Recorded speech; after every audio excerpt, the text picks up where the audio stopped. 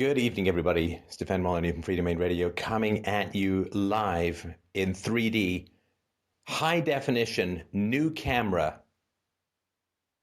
So extreme, so powerful, so foundational that willing experiments in the hunt of follicle, mad hunt of mankind have been able to find 11 to 12 stragglers on the top of my head. That's how high definition the camera is. For those of you who never knew I had freckles and nose hairs, oh yeah, we're upgraded, baby. Thank you so much for the donators. We got, A Canon Vixia HFG30, because I thought the G29 just sucked. But yeah, it's very cool. It records AVHD and MP4, which is, of course, the number of USB drives we have to buy to keep the source footage from the other cameras was ridiculous. So yeah, so really it's a nice camera, and I think we're never touching it, right? We've got this. I spent all day yesterday fighting around with settings. I think we've got them just right. So thank you so much. You can check this out on YouTube if you have an interest too, but thanks to all the donators, fdrurl.com/donate if you would like to help out for these kinds of things. But basically, Mike and I are just through conduits. We grab a few dollars from the slow, lazy river of money going from donators to improvements to the show, and this is one of them, so I hope that you like it. So, Mike, did you have anything to add? I guess we'll be talking Friday.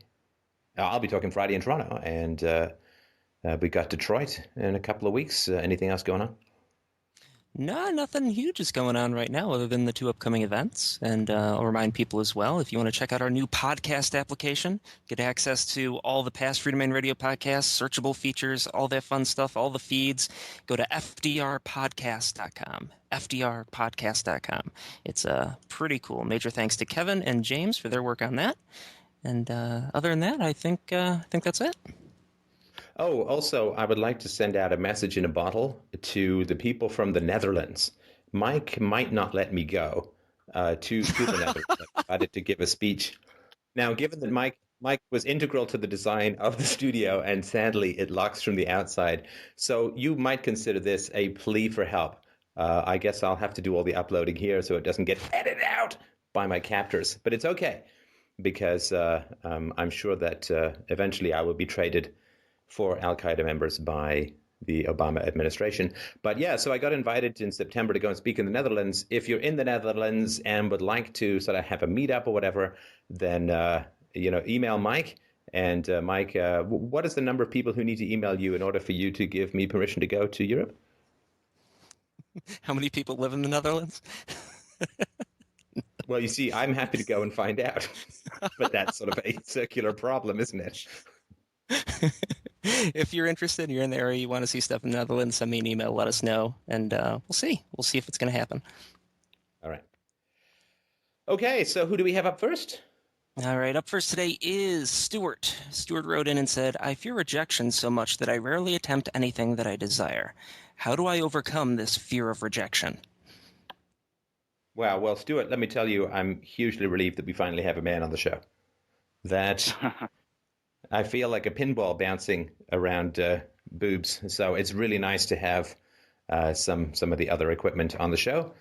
So can you give me an example of what kind of rejection is happening and what's going on? Sure. First, Stefan, I'd like to compliment your great posture in your Skype photograph. I'm looking at it, and it looks quite impressive and regal. But that aside, the type of fear, I believe it's quite visceral and emotional. And even though I may have a logical understanding that it's made up, perhaps, I still feel it. And that it would simply be whenever I encounter someone and they're anything less than happy, for some deep-rooted reason, I automatically assume it has something to do with me. It has something to do with their displeasure with me, being mad at me, even if I know it's completely it's illogical. I still get that visceral emotional stress response. And it keeps me from doing a lot of things in life. Yeah, I can imagine. Now, you said a lot of things that were very honest, and I appreciate that. but enormously incorrect. I think. Okay. And that's good, right? Because I mean, if you had it all down, right, there wouldn't much be point in calling in. So Certainly. you said, so you seem to have this idea that it's sort of you don't know where it came from, and I don't think emotions are that mystifying or complicated. Mm-hmm. And you also said that it's irrational, Mm-hmm. which is a very interesting approach to your emotions. Mm-hmm. Right. So, there are a couple other things, but those are the two things I'd like to focus on. And the reason being that this is a very common error and an error that I have made in my life as well. Mm-hmm. So let's start with the first one. Sure. So when people are upset, you think it's about you, and you sort of framed this like it was kind of a little paranoid or a little like self-involved or a little narcissistic. Correct. Or I'm sort of putting words in or whatever, right? Mm-hmm. But why would you assume that? Why would you assume that it's not completely correct at some point? Like, because the origins, why would you assume that the origins would be either mysterious or incorrect? I would say that there's no base of reference to believe why they could possibly be upset, angry with me. It's just that feeling that I get. And many times in my life. No. Sorry, we're talking about the past, right? Not the present. Okay. Right. So why would you think that the origins were either mysterious or irrational? Okay. Well, I guess they're certainly not in that sense regarding the past. You're right. They're not irrational based upon my past, and they're not actually quite mysterious. Of course, the nature of the show into our childhood, and based upon my childhood, it's actually completely reasonable, I suppose you could say, as to where these feelings come from. The problem I have is the emotional triggers is what are holding me back. My ability to break free from that. No. You gave me some framing for the discussion, right? Okay, so let's not start talking about emotional triggers because you gave me context as to why, as to the problem that you have. And you said it was basically mysterious in origin and irrational in the present. Okay. All right, and so I really want to sort of stop and focus on that because the language that we use is very important in the problems that we solve. Like if I'm trying to solve a mathematical problem with colors, I'm not going to get very far, right? Mm-hmm. Certainly. Right. If I'm trying to write a novel with numbers, right, I'm not going to. You have to have the right tools for the job. And words are tools. Words are weapons, sharpen the knives. Mm-hmm. And so you have brought this problem to me with, and I'm sorry to be grinding on this point, but it really is important. I hope you'll accept that, if not now, at least in a few minutes. Certainly. Mysterious in origin and irrational. Mm-hmm. I would argue that the problem you have is not anxiety or fear of rejection. The problem you have is that you say that it is mysterious in origin and irrational. Okay. I don't imagine that it is mysterious in origin, is it? No, it is not. Okay. And we'll talk about that in a second, but first I just want to understand why you would approach it with me as if it was mysterious in origin. And I'm not criticizing. Please understand. I'm not saying you did anything wrong or anything bad. No, it's absolutely not. Absolutely not. I believe it was my inability to communicate then, because before this call, and I'm completely candid with you. I want to share everything. I think it was just my poor choice of words, my poor representation. That is not correct. Okay. No, because you did communicate very clearly that it was mysterious in origins. Do you want me to tell you why you did that? Please do. Because it wasn't actually you who was describing your problem. It was your parents who were describing your problem. Okay. Okay. Because you would have been criticized and rejected, I would assume, and correct me if I'm off base, by your parents. Absolutely. Right. Now, parents who criticize and reject their children end up with children who are fearful of rejection, right? And what do they Absolutely. say? Its origins are very mysterious and it's irrational, right?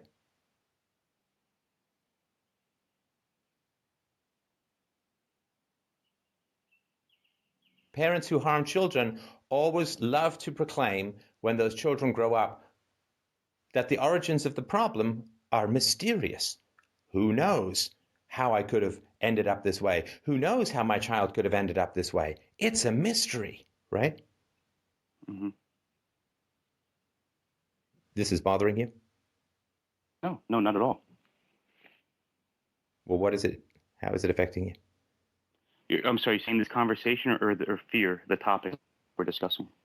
No, how is what we're talking about affecting you? No, no. It's it's relating. I'm relating to it.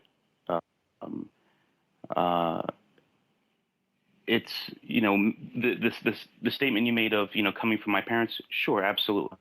Um, I have a strained. I haven't spoken to my mother in quite a long time. I have a shallow relationship at best with my father, and most definitely my mother's uh, speech to the rest of the family is she doesn't know where this our tumultuous relationship comes from. She doesn't know the origin of it. I mean, she certainly does, but so perhaps I'm parroting that defense. Right. Right. So parents say, I don't know why my child is this way. My child is irrational. And parents, so often, that's the end of the inquiry for most people, right? Mm-hmm. I mean, that's not the end of, that's only the beginning of the inquiry to me, right? So, first of all, if the origins are irrational, that doesn't make much sense for parents to say, right? Because the No, child is a product of the parents. It's not absolutely. exclusively, and there's elements of choice and blah, blah, blah, blah. But basically, when you're young, you are as much a product of your parents as a painting is a product of a painter, right? Correct.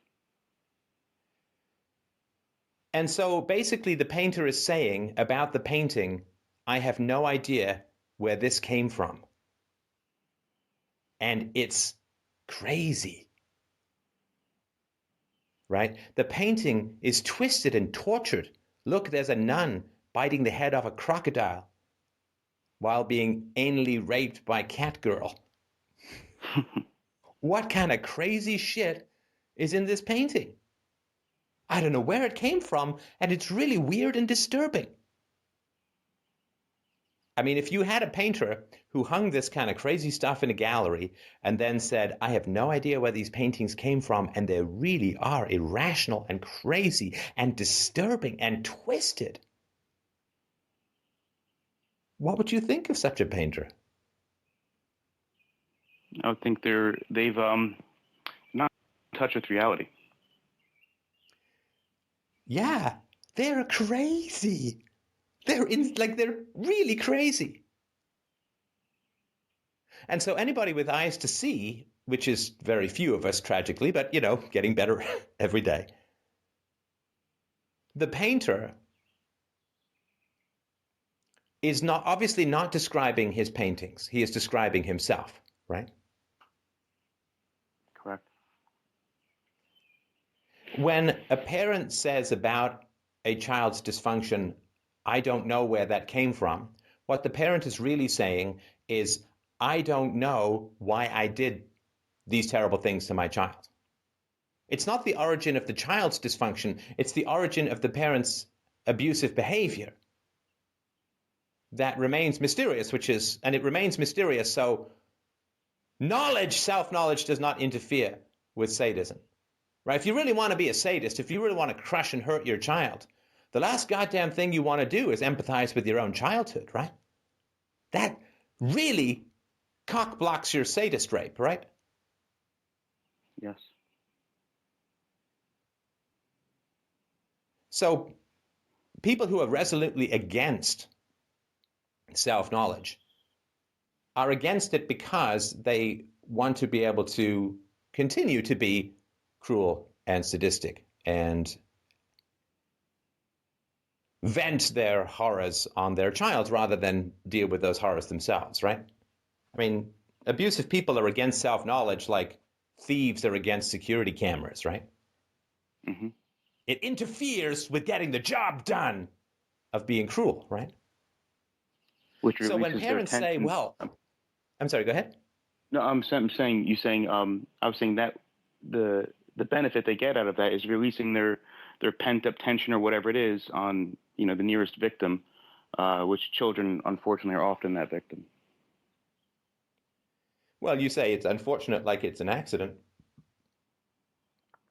but I don't think it's an accident. I mean, people have No. children for the same reason that people about to throw up grab a garbage can. You need something to vomit into. Mm-hmm. Having children to act as your poison container is the main reason why there are people in the world, I believe. Really? I mean, given the way that parents treat their children in general, even in the West, let alone in other, even more horrendous cultures. I mean, people don't have children because they wish to share the joys and the glories and the benefits and the happiness and the love and the intimacy of existence. They have children because hot rocks were placed in their hands by their parents and they need some more helpless being to carry them. And burn, and burn, and burn. So that's sort of the first part when parents say, well, I don't know the origins of, parents are saying, I don't know the origins of this guy's fear of rejection. It's a complete mystery. And then when they're saying the child's dysfunction is irrational, they're saying, I'm irrational. Like if a painter says, the paintings I produce are weird and creepy and twisted, what is the painter really saying? That he or she is weird, creepy, and twisted. Exactly.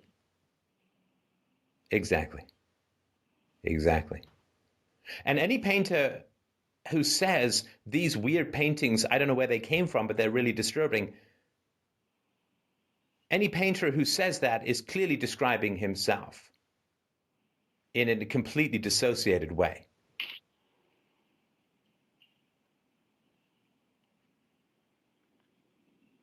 And that's why I said when you began talking about it that almost everything you said was incorrect, because it was your parents' defenses about your dysfunction that you were telling me as if they were your thoughts, right?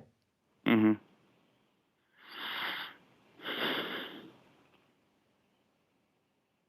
I'm still talking to them, right? Because you're giving me these mm-hms, which are basically fuck yous, right? No. I'm actually, I'm quite emotional right now. I know I'm not perhaps expressing it, but I'm really attempting to reconnect with that time, and I'm shaking right now. Okay, well, tell me a little bit about what kind of criticisms you experienced at the hands of your parents when you were a child. Oof. Well, could I get into the actual rejection end, or do you want the verbal end, or whatever works for you, whatever is sure. at the top of your emotional roller coaster? Sure. It's a long story. I'll try to give the best abbreviated version I can. In that, my parents were married. They were married for about 5 years in their early 20s. They had me. They were separated or divorced within a year of my birth. Both parents remarried within 5 years. Both started new families, and more or less throughout my childhood. Excuse me. I was basically just kicked back and forth between the two households, as if, the extra baggage unwanted in either home. Step parents didn't want me around. And more or less, I was out at my own at 16. Wow. Did you have half siblings? Yes. On both sides. And how did they get along with you? They were much younger. On my mother's side, almost 5 years younger. On my father's side, 8 and 9 years younger. So they more or less, we weren't at the age of developing a relationship. I have great relationships with them all now, and it's actually we came to find out that my parents often would try to pin us against one another, set us up against each other, and it wasn't until I became an adult that I was aware of that. Right. Right. And so what was your coping strategy for this horror show? Well, my father was the verbally abusive one, and my mother was the physically abusive one. At an early age, I learned, even in kindergarten was the first time I got into a physical fight. At an early age, I learned to use violence as a coping mechanism, and verbal abuse from my father. So often when confronted with confrontation, I would use violence or verbal abuse as my shield and armor. But fortunately, you would use that? I would, yeah, I would. Yeah. I was non-aggressive, but certainly if I was infringed upon in any way, I would be immediately ready for battle. So I moved a lot as a child, also from bouncing back between households. I went to like 7 different schools in like 5 different years, and so naturally, being the new student, you're an easy target. However, as soon as someone would, approach me, aggressive towards me, try to bully me, I'd probably kick their ass. That's typically what happened. Unfortunately. What do you mean kick their ass? What do you mean kick their ass? Well, the first time it happened, I remember being, bullied and made fun of and mocked and pushed around in maybe middle school. And I ended up like punching the bully and like pushing him down a flight of stairs. And at that point, of course he was afraid of me. So, that was how I was able to cope and defend myself. You pushed him down a flight of stairs. Yeah. How old was he? He was we were both about 12 or 13. And it was one of these sort of school stairs, no carpets, right? Correct, yeah. You were lucky you didn't really harm him, right? Absolutely. I'm not defending the guy. He was a bully and all that. No, absolutely. I'll say with pride that, once I moved out, at that young age, was when I started to really see myself. Now I have no taste for violence whatsoever. But, being in those environments, these were the examples set before me. My mother, she was very violent, using implements, hitting me and my brother quite violently. So, this was the behavior I learned at home. Sorry, do you mean brother or stepbrother? I'm sorry, half brother. Half brother, okay. Yeah. Right. And as I mentioned, and also you bring up like hitting of children. So the very first time I was ever reprimanded in school for hitting, I was 4 years old. I was in kindergarten. Every single year, from kindergarten up until maybe into high school, with exception of 5th grade, I got into a physical altercation. And the very first one was in kindergarten at 4 years old.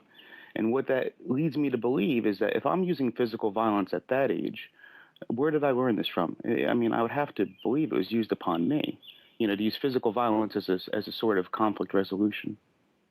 So I believe I was let me give you a general and helpful rule, which is whatever your parents did to you at 8, they did 10 times to you at 2, and 20 times to you at 1. Mm-hmm. Wow. That's my belief. Can I prove it? Of course not. But that is my, I think, very rational assumption. So, do you not remember when you were 4 at home?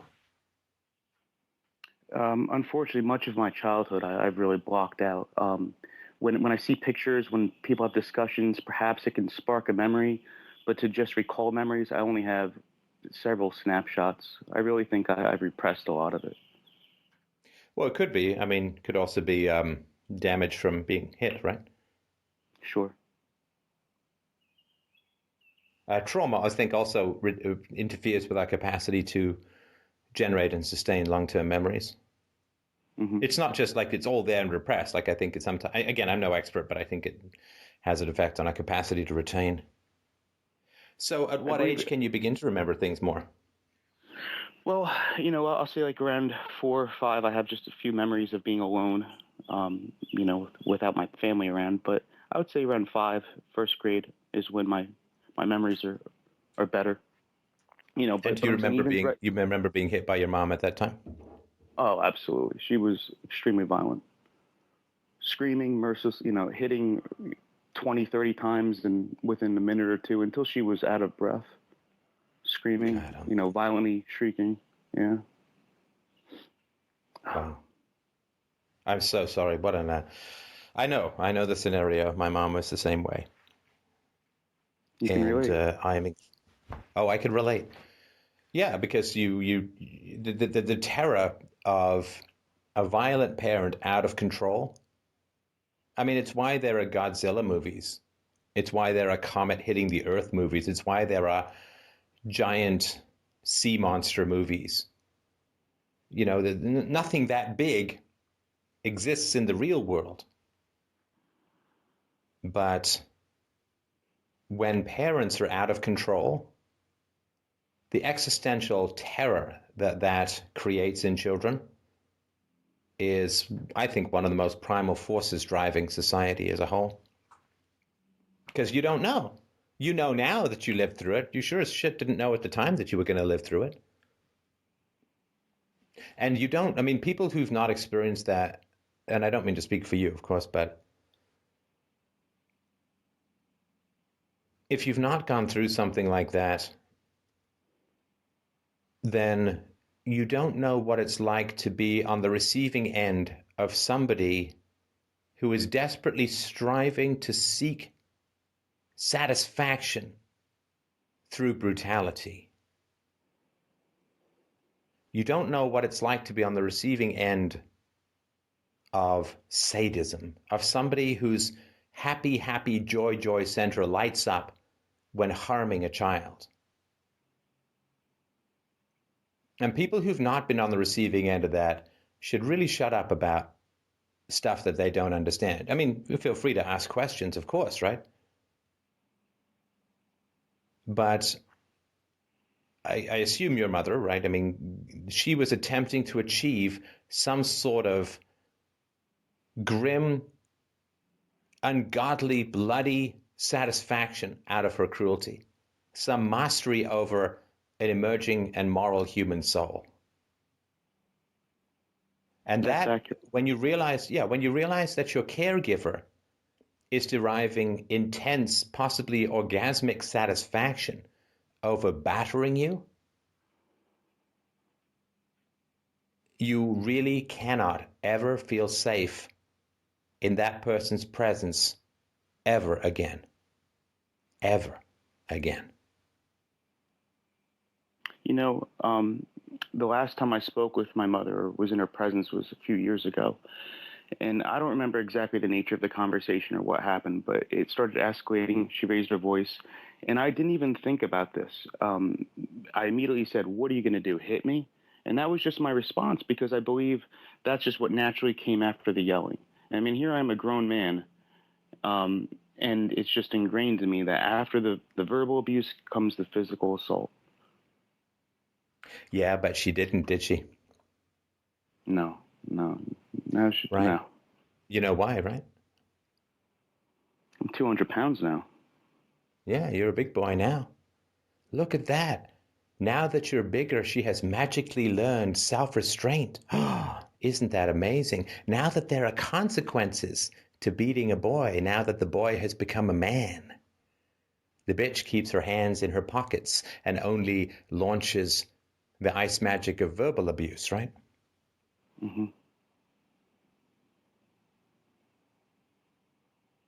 Yeah, female sadism is at the icy root of so many of the world's problems that is so unacknowledged.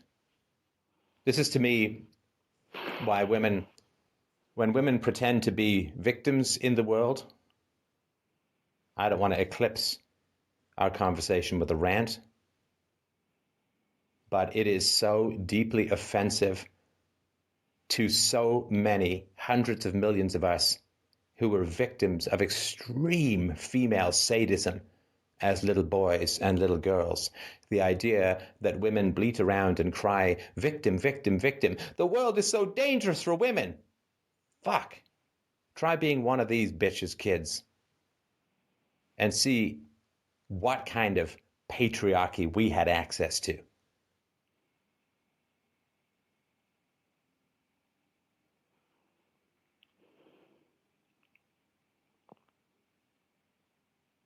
So I'm incredibly sorry for what you experienced. Thank you. So the question is, why are you still experiencing it?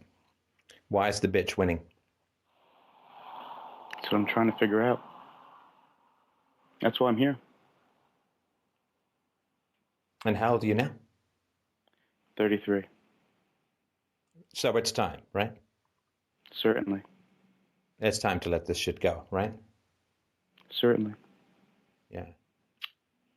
Yeah, I mean, you're 13. Sorry, go ahead. No, so I believe maybe when I was in my mid-20s was when I really started addressing this stuff. I started seeking therapy or a psychiatrist maybe when I was 18. I knew I had a problem early on, severe depression, and I was thrown on antidepressants and pills and sent on my way. And I actually believe that was it. Chemical imbalance and no, as you put it, no circumstantial evidence was even considered. It wasn't until maybe my mid-20s when I really started to, I guess, really become aware that, this is more environmental than biological. And I started to address these issues. And I basically locked myself into isolation for about 5 or 6 years. I mean, I would work 6 months, 100 hours a week, and then the next 6 months I wouldn't leave my room, wouldn't leave my house, have food ordered to my house. I mean, it was a very miserable existence. Okay, I got to interrupt you because you're giving me a narrative that I vehemently disagree with. And that doesn't mean that you're wrong. I just don't want to pretend to listen when I'm rebelling against what you're saying, if you don't mind. Okay. Please. Yeah, I appreciate it. Okay, so if you want to try and get to the emotional truth of childhood victimization, of this level of astonishing sadistic abuse, think rape victim. I'm not saying that it's the same or whatever, but it's really important to break through the defenses, right? Mm-hmm. So let's say I had been brutally raped by a couple of guys. Mm-hmm. Would I say I had a problem? Would I say, Certainly well, not. the issue appeared to be environmental?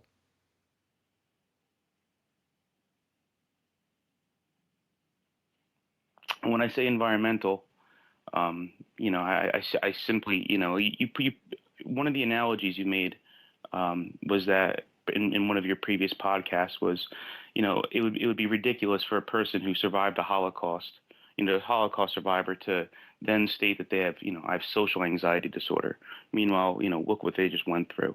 And I believe that that's what I was trying to communicate, that it wasn't based upon, biological issues. It's based upon, the trauma inflicted upon me.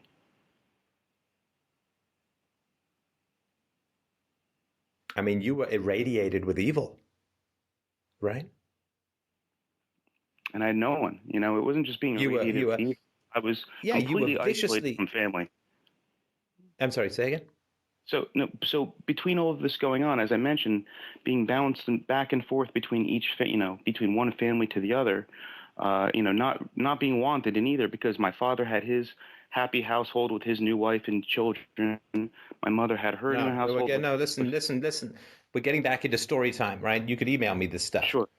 Sure. Which means that we're not communicating at the moment, right? Okay. So you were the victim of repeated sadistic multi-year assaults.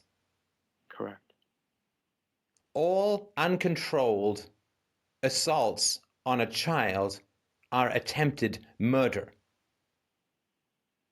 in that it can so easily happen, right? Sure. I never know what you do when you give me these monosyllables. I find them quite annoying. I apologize. No, don't apologize. I'm just telling you, No, it's not. You may be doing nothing wrong, but it's just like I'm giving you some truth bombs, and you're like, yeah, sure. I'm attempting just to remain composed here. Do not attempt to remain composed. Do you want to solve the problem or not? I do. Okay, so stop trying to be composed. Do I bother about remaining composed? No, and I appreciate your energy. I do. Thank you. So give me some heart, brother. Certainly. All right.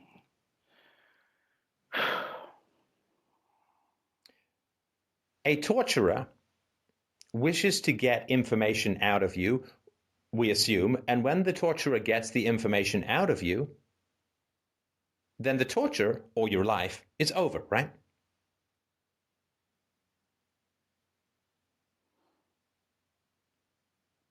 Yes. Yes. In the movie with Anthony Hopkins and Jodie Foster, the Hannibal Lecter movie, Silence of the Lambs, there's that creepy guy who kidnaps women to get their skin, right? It puts its lotion on the skin, right? So then when he gets, right, when the skin is soft enough, he kills the woman and the torture is over, right?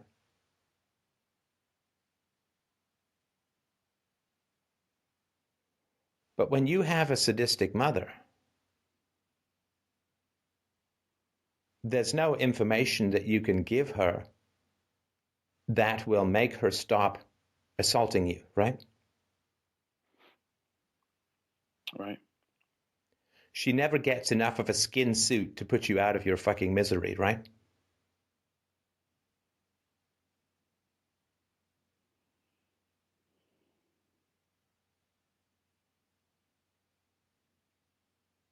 Right.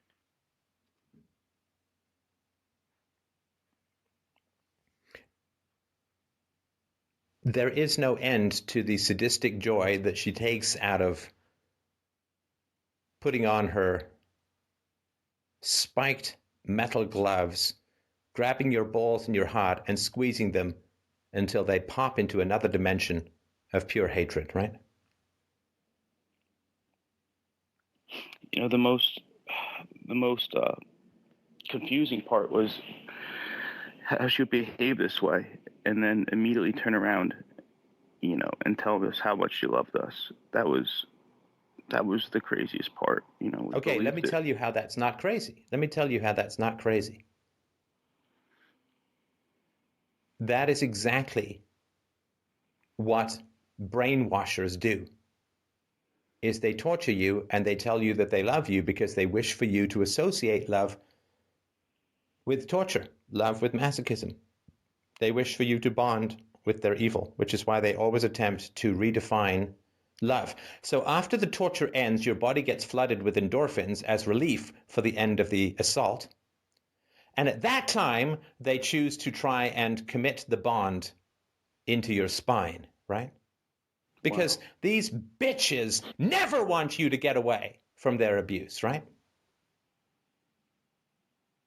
And so they will tell you that they love you to cement the Stockholm syndrome. Like the man who beats up his wife, brings her flowers. That night, the next morning, you name it. He is always attempt to get the endorphins of ending the abuse replace a positive attachment to a loving person.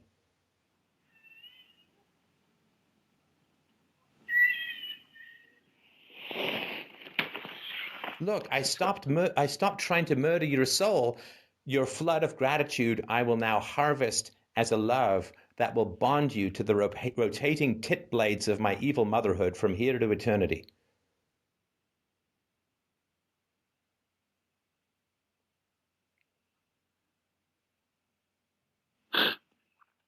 And you're trying to stay composed, right? It's your parents who want you to stay composed.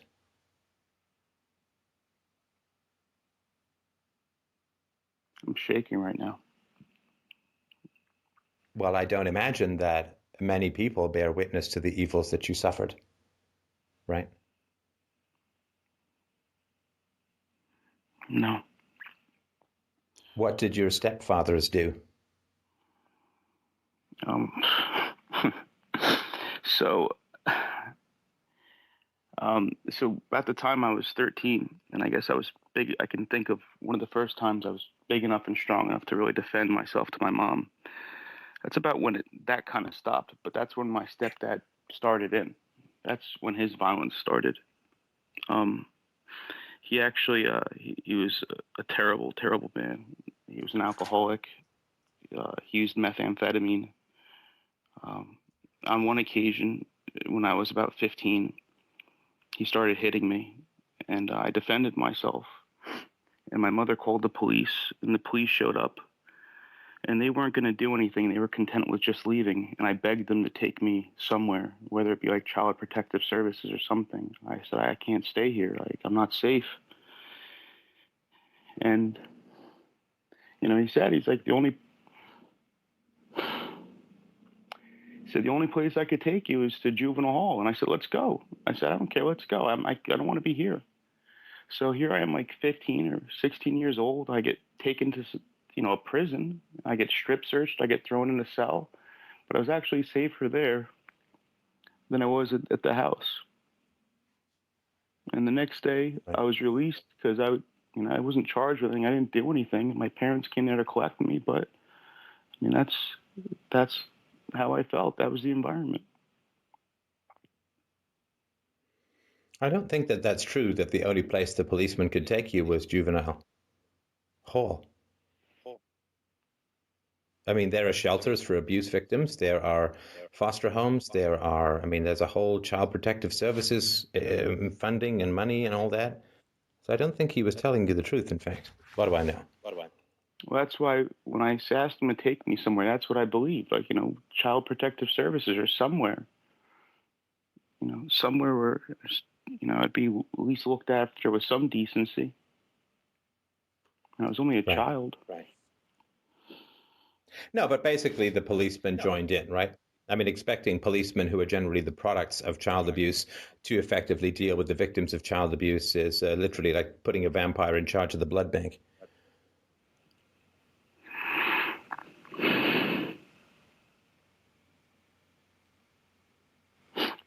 And that's when I left. Right after that's when I left. Right.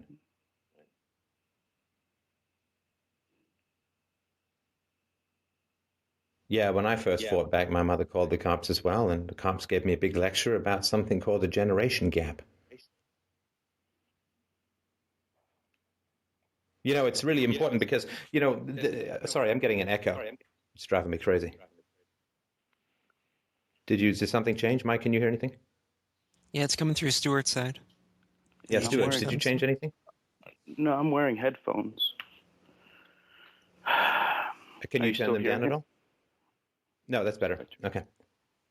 Is it okay now? Yeah, no, I think it's important for cops because, when a woman calls the cops and says that she's been raped, the cops show up and the rapist is still there and she's got bruises and they say, well, you got to stay here because all that you have is a romance gap. You have a romance gap between you and this guy. So I'm just going to leave you and work it out.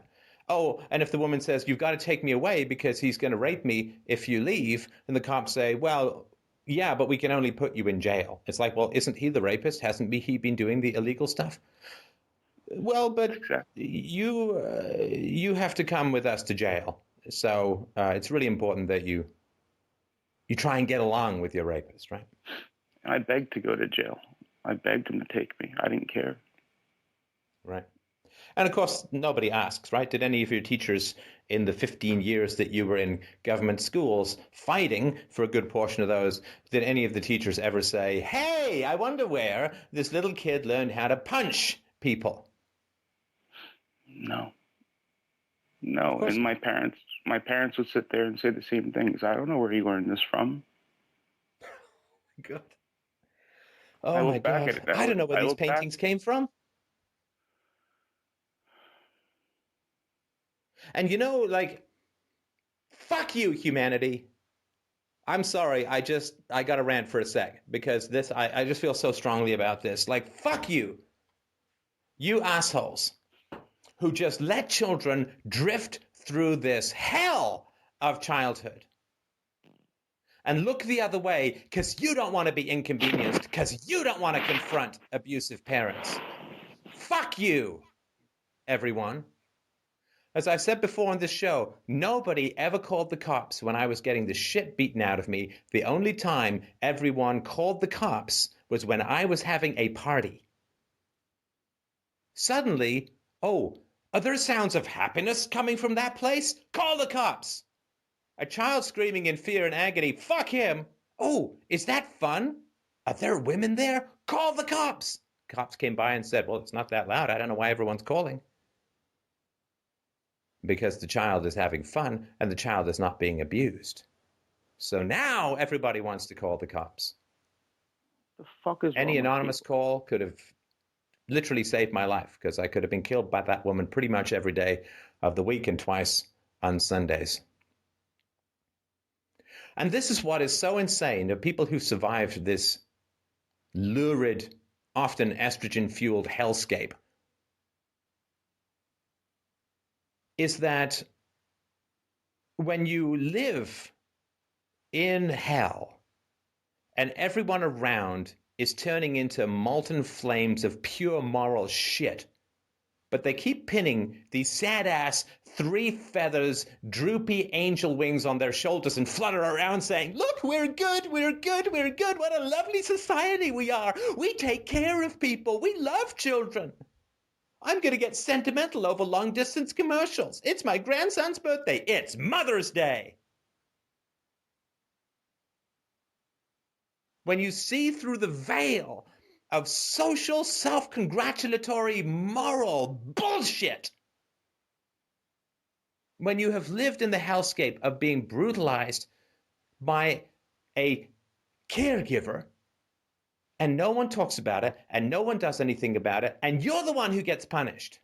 You're the one who gets punished as a child for doing what you've been taught to do. It's literally like society says, 2 and 2 make 4, 2 and 2 make 4, 2 and 2 make 4, right? 2 and 2 make 4, 2 and 2 make 4, 2 and 2 make 4. 4 is 2 and 2.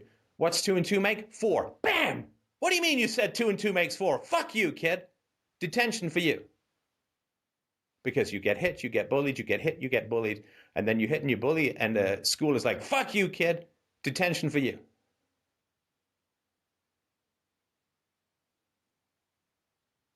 When you have seen what it's like to be a victim, a helpless victim, in society, society is revealed as a twisted hellscape of child torture and the enablers of child torture. How the fuck did my mom know she could get away with everything that she did? Because she did, and she could. And still, years later, after I've gone public with the abuse, people will still, if I run into them, how's your mother? Still. You have no idea of the shit people say to me. Well, she's your mother, and and that because she's my mother, that I should forgive her of all this abuse. When I argue that she is my mother, she should be held to a higher standard. She should be more responsible than just some stranger. Can I tell you what I said to someone who gave me that she's your mother argument? Please do. Someone said to me, Steph, but she's your mother. And I said, yes, she is. And that's why she's not fucking dead now. The bond was strong enough that I didn't fucking kill her. And that's my forgiveness. But the idea that I'm going to go and cut her birthday cake, that's insane.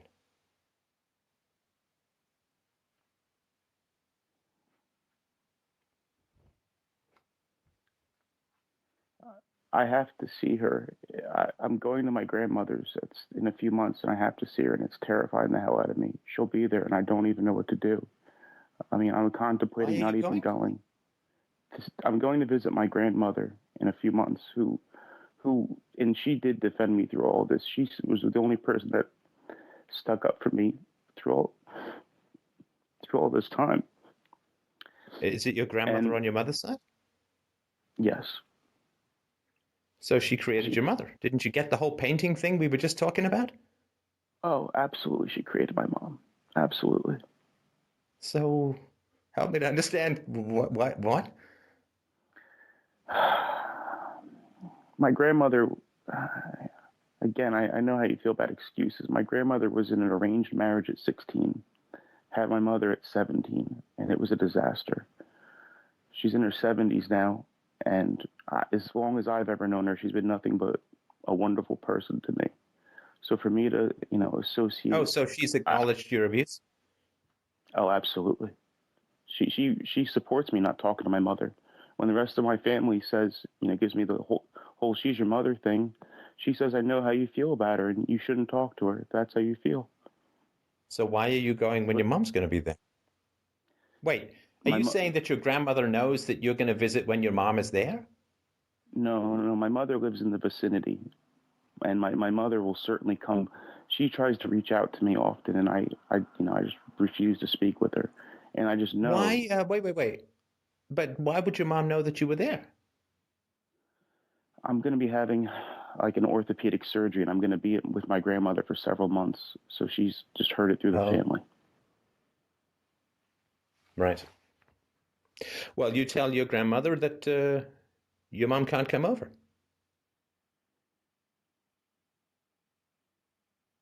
Right? You need some support here. You need somebody to be on your side. This woman brutally assaulted you for many years, hit you with implements 20, 30 times in a row. Of course she can't be in the house with you.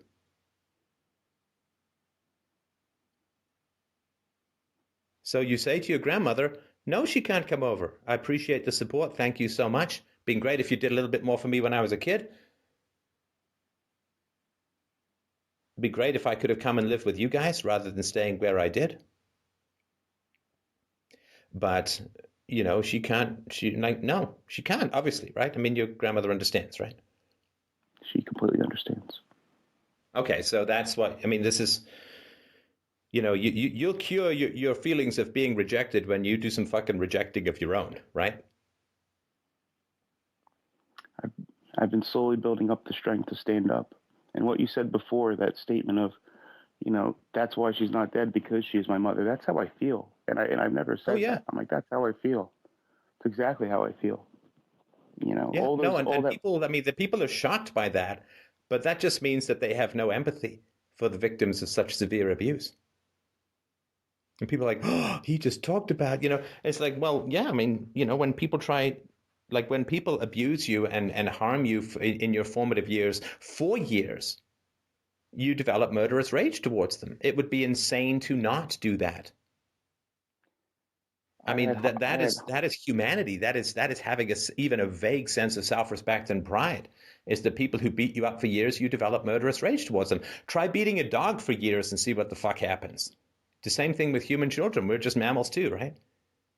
Stefan, for years, I had repetitive homicidal nightmares. Years where people were trying to kill me, waking up in sweats, and I didn't realize where they were coming from until I disassociated with my mother. And then on one or two occasions, whether it would be she spoke to me on the phone or something happened where I thought of her, and then the nightmares would start up again for days, and I made the connection of what it was coming from. Yeah, no, with me, it was just insomnia. Like I couldn't sleep when I had abusers around me.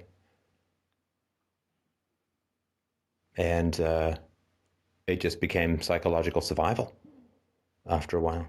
You work on self-knowledge until you become vulnerable enough that abusers are completely intolerable to you. Like at a physical level, like even if you wanted to, you couldn't, right? And look, I understand your grandmother had it rough. Your mom had it rough. I get that. I really do. And I've got a whole podcast on this, more than one, in fact. So the point is, it doesn't matter. It doesn't matter how rough your parents had it. And this is a pure consequentialist argument. I've made the other arguments at different times, so I'm not going to repeat them here. Whatever excuse we give for others, we accept for ourselves. The moment we say, well, my mom had it rough, and therefore it was okay that she was vicious and sadistic, or it was less bad, then we are not putting a giant brick wall on the rolling boulder of abuse. At some point, somebody has to goddamn well take responsibility and say, 100% responsible for change. My shitty childhood gives me no excuse for abuse. Self-abuse, abuse of others, abuse of institutions, abuse of religion, abuse of power, abuse of knowledge disparities, abuse of economic strength. My history of abuse gives me zero right to abuse others. And if I am capable of doing that, then it is capable of being done. Another Anthony Hopkins film about some bear. It's a pretty stupid film, but what he says is great. He says, what one man can do, another can do. If I give myself 0% permission to abuse, A, my abusers win because they got me to lower my standards and harm my child who's innocent. B, I don't have to condemn them because I can give them the out of having had bad childhoods. But then when I give them the out, I give myself an out. We are universal machines. Whatever rules we give to others, we take for ourselves, right? Whatever excuses we give for others, we will take for ourselves. Now, if you are capable of stopping the cycle of abuse, then your parents and your parents' parents and your parents' parents' parents were capable of stopping the cycle of abuse. It's not like we have some magical knowledge now that wasn't around before. Therapy is 150 years old. The idea of talking about your problems and raising children peacefully and reasonably is thousands of years old. You can find Romans writing about it. Whenever you look at art, whenever you look at the portrayal of childhood, from Rousseau to Dickens and all the way back to the Greeks and the Romans, a lot of times childhood is portrayed as a state of grace and peace and reasoning. Portrayed. Look at Leave It to Beaver. Did you ever see a spanking in that show? That was in the 50s. The Andy Griffith Show. Did you ever see spanking in that? The Flintstones. Did you ever see spanking in that? Did you ever see yelling and hitting? No. No.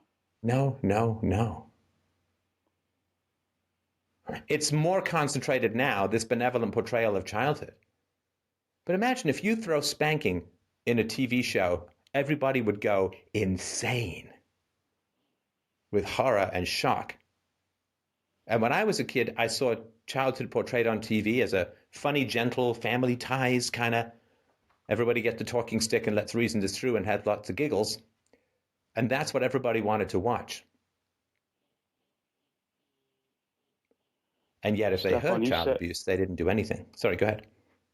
You said, and I wrote this down because it really impacted me. It really meant something to me.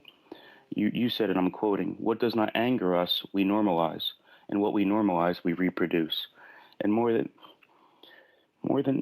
excuse me, more than anything. Don't keep covering up your feelings if that's what you're doing. I don't. No, this is anonymous. Nobody knows who you are. No, absolutely not. No, I'm choking up. What I do not want to reproduce this. You know, I want to have children someday, and I do not want to do this to them. And this angers me, and I allow it to anger me. Because as you said, what does not, this behavior, the way, the treatment of children, what does not anger us, we normalize. What we normalize, we reproduce, and there's no excuse for it.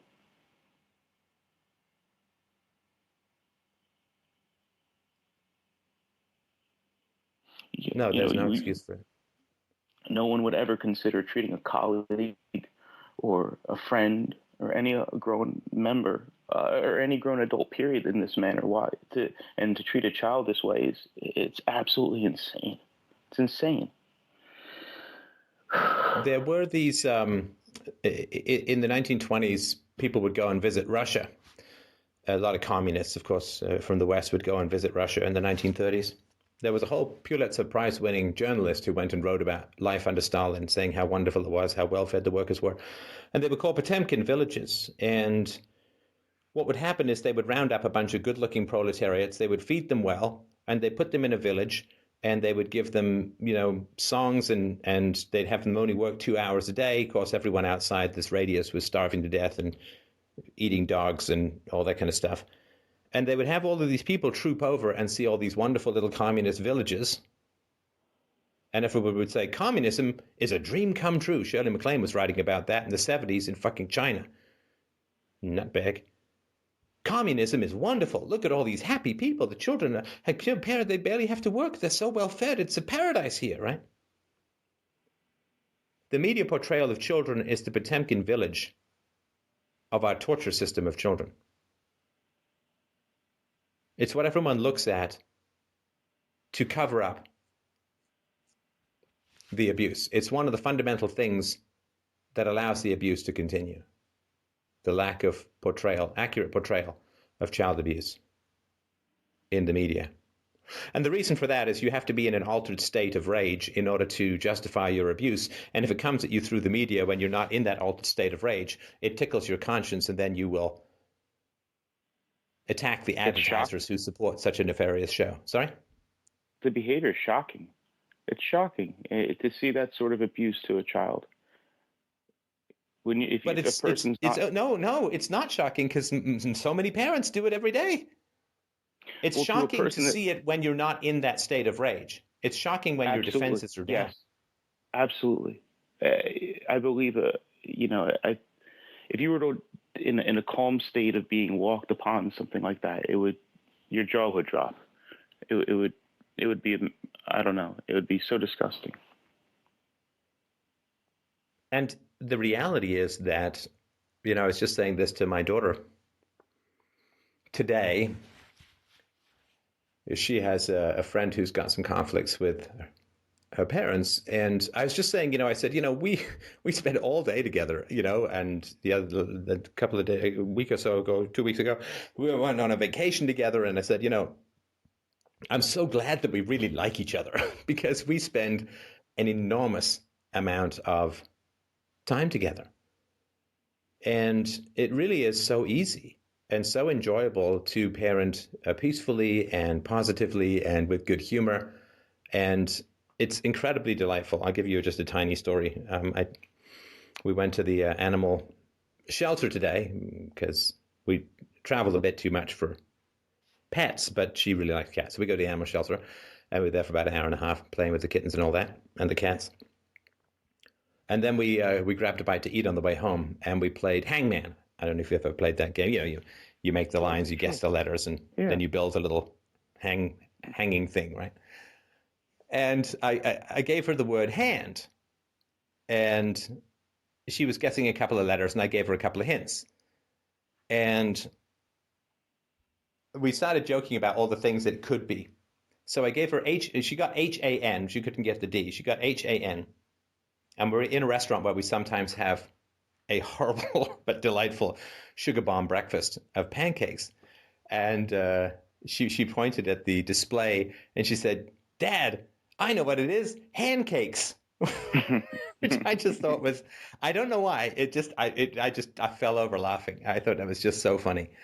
And she is, it is just so easy. It does not have to be this combat to the death sadism bomb of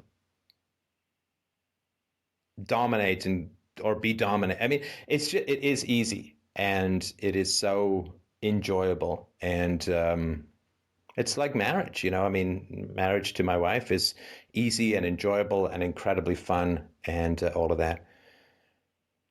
And that is because I gave myself no excuses. I refused to let the standards of evil people chip away at my capacity for integrity. I refused to let the standards of evil people chip away at my capacity for integrity. And that is really essential. Now, if I am able to completely stop the cycle of abuse, and I have actually reversed the cycle of abuse,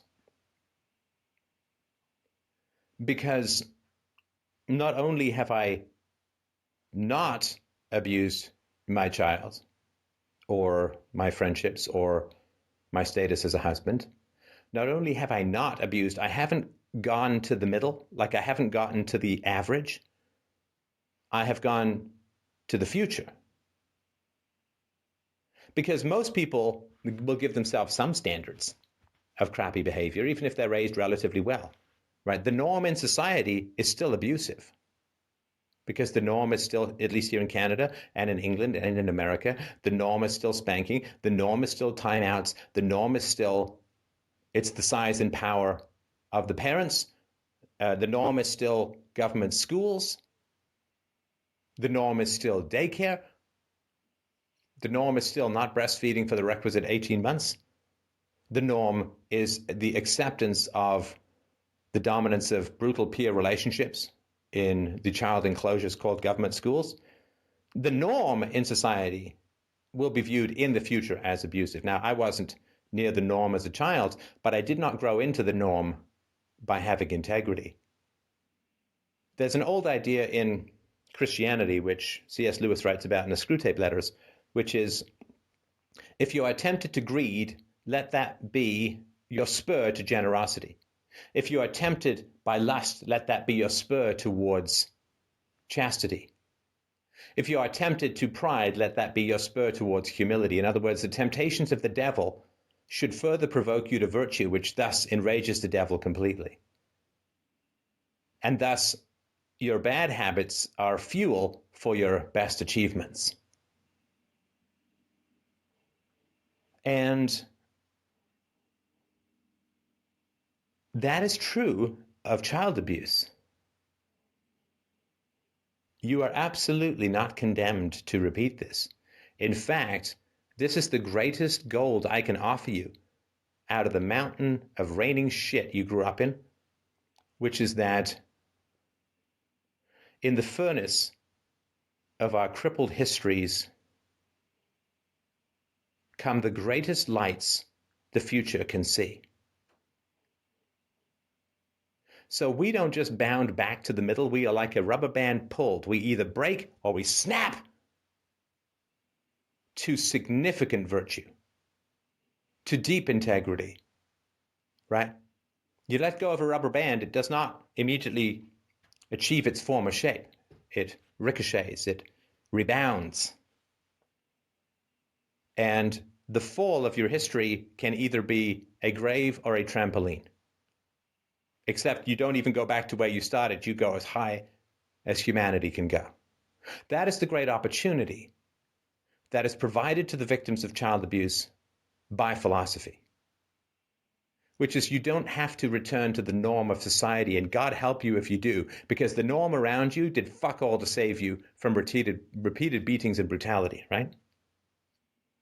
So you don't want to achieve the normal in society. No. Because all society is a prison. And to be involved in the prison in any way, shape, or form is compromising. Well, I don't want to be a prisoner. I want to be the guy who delivers the food to the prison. I don't want to be the guy who delivers food to the prison. I want to be the guy who mops the blood off the floor in the prison. Well, I don't want to be the guy who mops the blood off the floor in the prison. I want to be the guy who changes the light bulbs in the isolation chamber. Like, how about not be around the prison at all?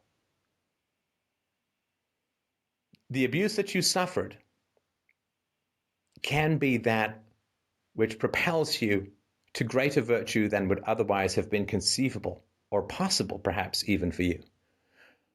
And the price of admission to that paradise, the ticket of which is often stamped by Satan himself, the price to that paradise is a refusal to forgive and a refusal to forget. What do the Jews say about the Holocaust? Never forget. What does everyone say about child abuse? Forgive and forget. Yeah, try saying that to a Holocaust survivor. Fuckers. No.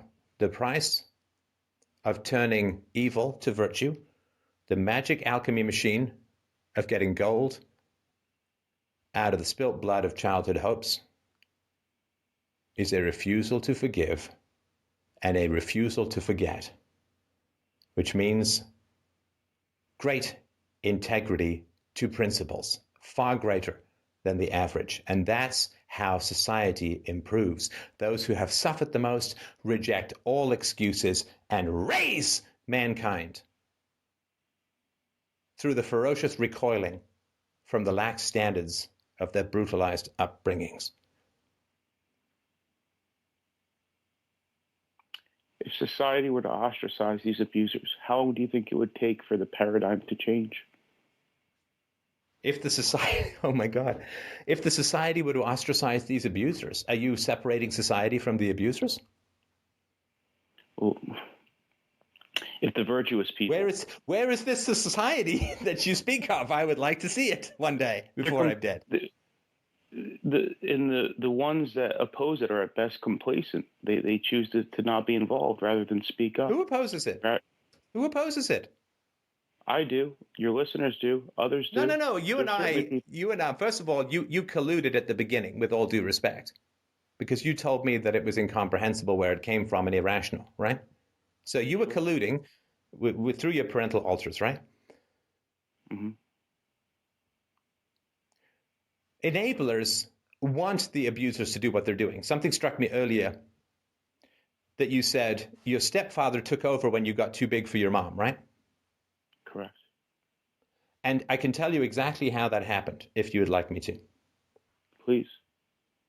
That happened because your mom realized that she wasn't big enough to beat you up anymore, so she provoked and goaded and got the bigger man to do it for her.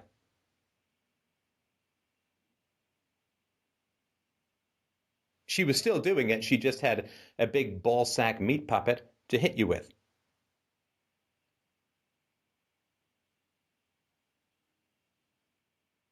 Women's capacity to provoke male violence is another one of these unspoken things in society. I mean, I'm not saying men aren't responsible. Yeah, he was still completely responsible. But the white knighting that comes from attacking people who are upsetting women is still a very powerful force in society. She was still running the show. She just twisted his nuts until he punched you in the head.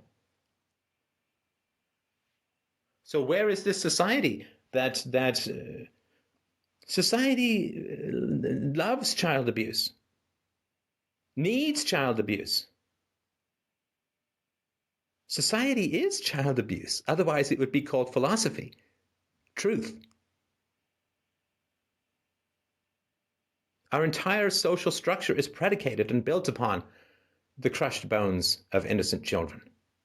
They are the bodies buried in the foundation of all our institutions, churches and schools and governments, prisons.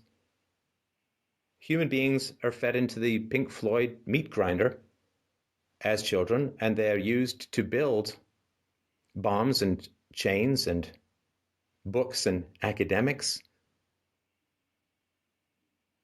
Everything that we look around and see is a ghostly mirage of almost real things created from the sprayed blood of little bodies. I mean, did you have, other than your grandmother, who still, in my opinion, is not acting proactively enough to keep you safe, but... No, she wasn't acting productively enough, no.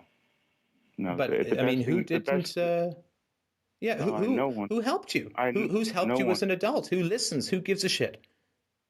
I had no one. I had nobody. Right. And you'll see endless shows on TV about cops rooting out killers and murderers and rapists and so on, right? Because that's all about terrifying people with the symptoms, but nobody wants to deal with the goddamn causes. Everybody's just all about managing the symptoms. Nobody wants to get down to the root causes of stuff. So the idea that society would ostracize abusers is to me incomprehensible. I mean, what would they all just launch themselves into space and leave you and me and 50 other people on the planet? I mean, I don't know what that would mean. Well, then how does this change? What must happen?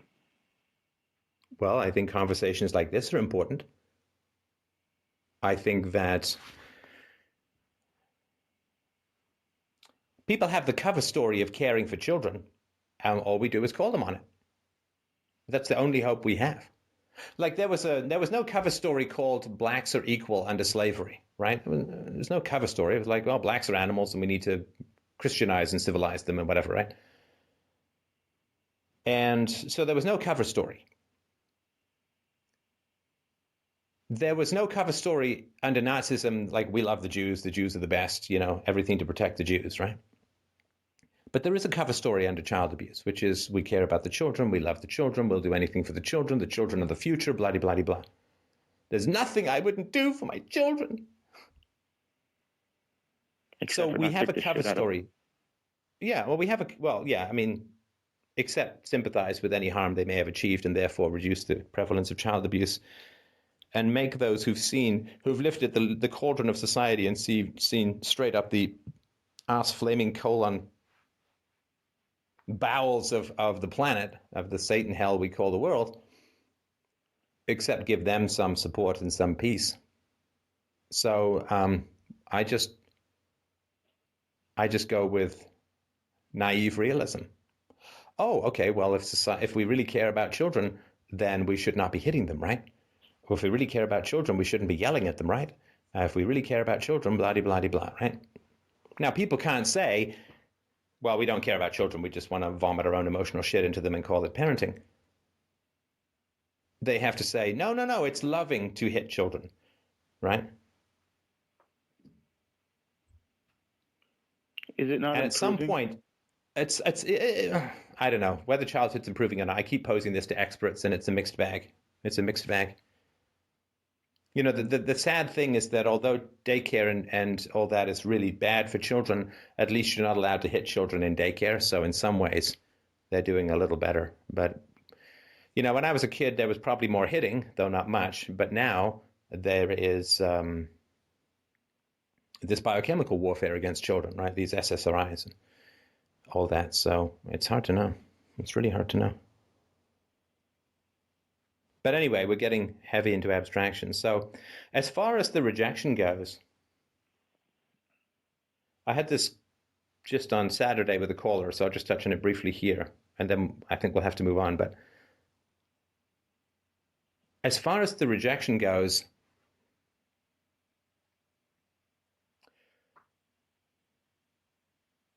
it's to her are the two syllables you need to add all the time.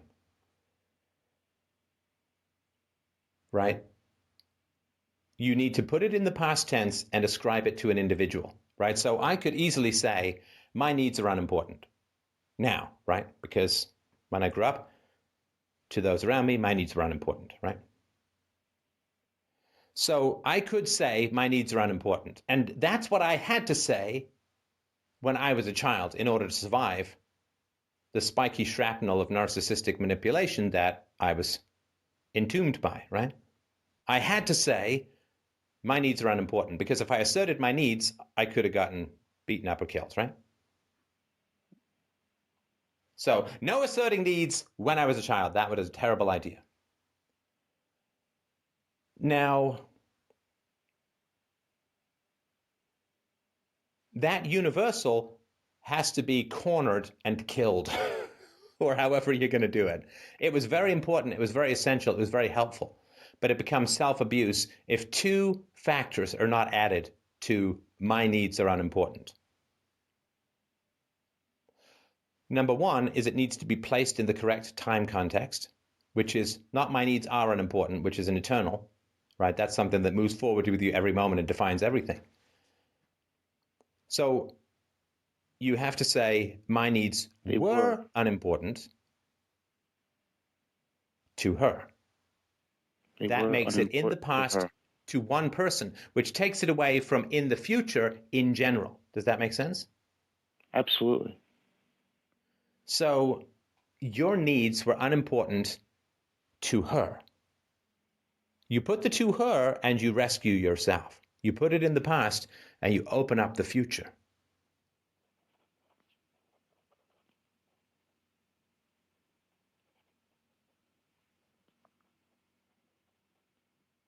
How do I translate that to interactions with others? No. Forget the interactions with others. No. I've just given you months of work right here. Okay. Right? The language that we use is the future we are creating. You had a terrible childhood, Stuart. I'm incredibly sorry about your childhood. You're 33 years old, right? It was, what, 18 years ago that you bailed? Yes. Right, so if you had had a child when you bailed, your child could vote now, right? So that is a long time ago. Yeah, that is a long time ago in a galaxy of selfishness far, far away. Your future can be different from your past, but only when the past is in the past, right? Right. You can't drive staring at the rearview mirror. You're just going to crash, right? Your needs were unimportant. You were cruelly treated. You were sadistically brutalized by her, to her, from her, with her, under her. She ain't around anymore.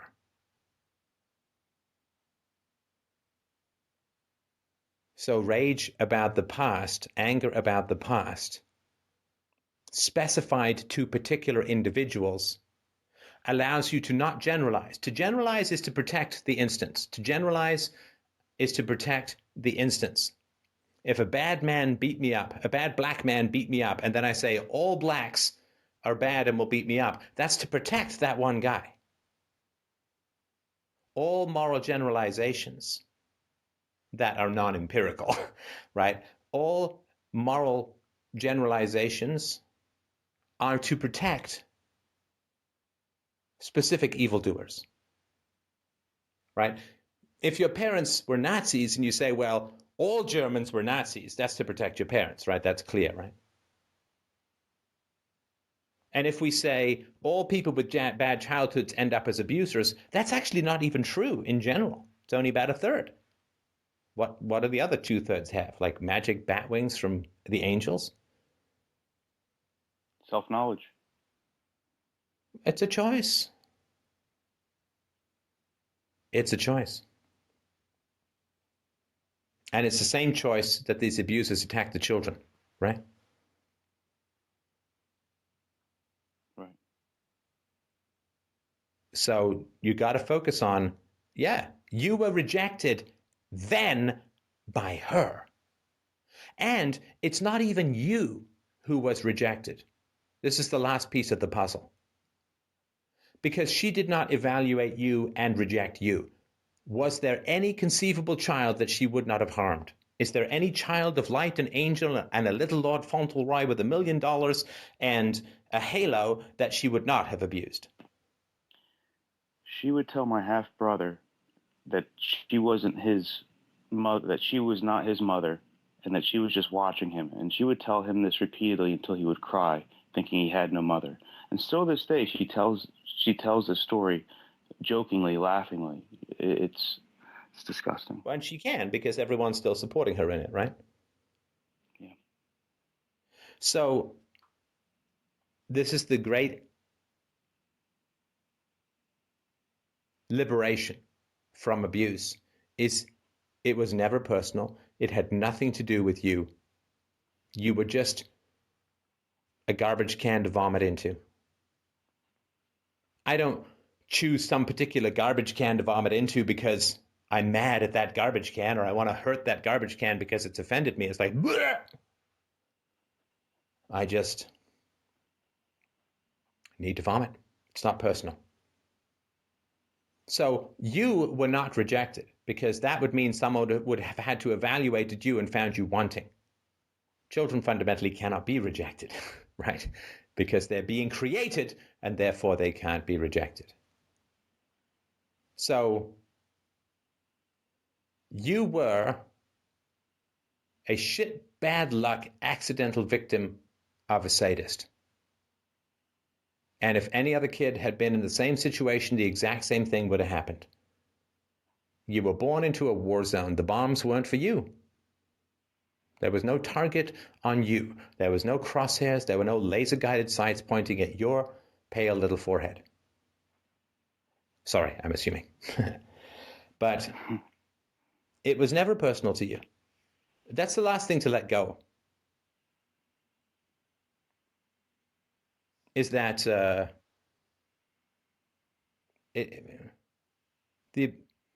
bond, the only bond we can imagine is that at least they're taking pleasure in being cruel to us, but they take pleasure in being cruel to everyone. It's not, I mean, they just happen to have the most power over us, right? It's not personal to you at all. I mean, you weren't even there, right? I mean, she would no more expect you to take it personally than I would expect a punching bag at a gym to press assault charges, right? It's just something I'm working out on, right? Just something I'm punching because I want to stay fit in my sadism, right? But to take it personally it's understandable. That's the only bond you can create. Well, I only show up because at least she hates me, but she didn't even hate you. Because that level of cruelty, there is no other. There's no other person in the room, right? It's like saying a guy at the gun range shooting at the paper outline of the guy really hates that guy, right? So it had nothing to do with you. Just really fucking bad luck, and I'm sorry for that. But it was in the past. It was just to her, and it had nothing to do with you. That's freedom. And that's the truth.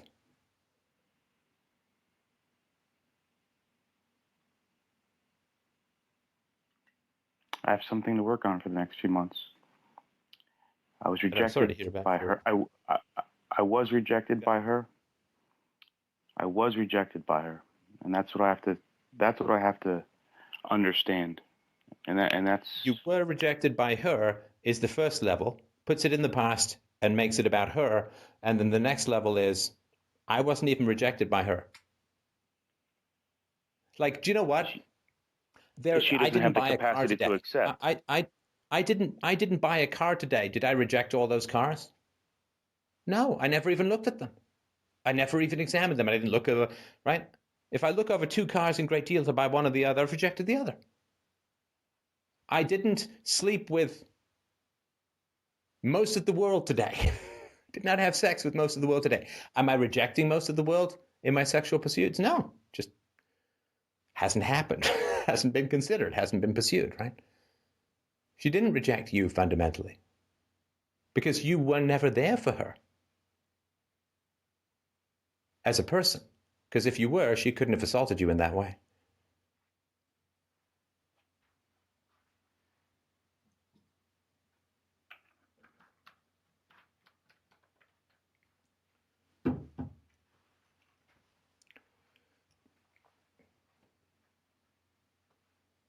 Thank you, Stefan. You're welcome. I hope this helps, and I certainly wish you the very best of luck at your grandma's.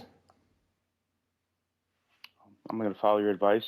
I'll have a discussion with my grandmother, and I'm confident she'll support me. Good. Well, drop us a line and let us know how it goes, all right?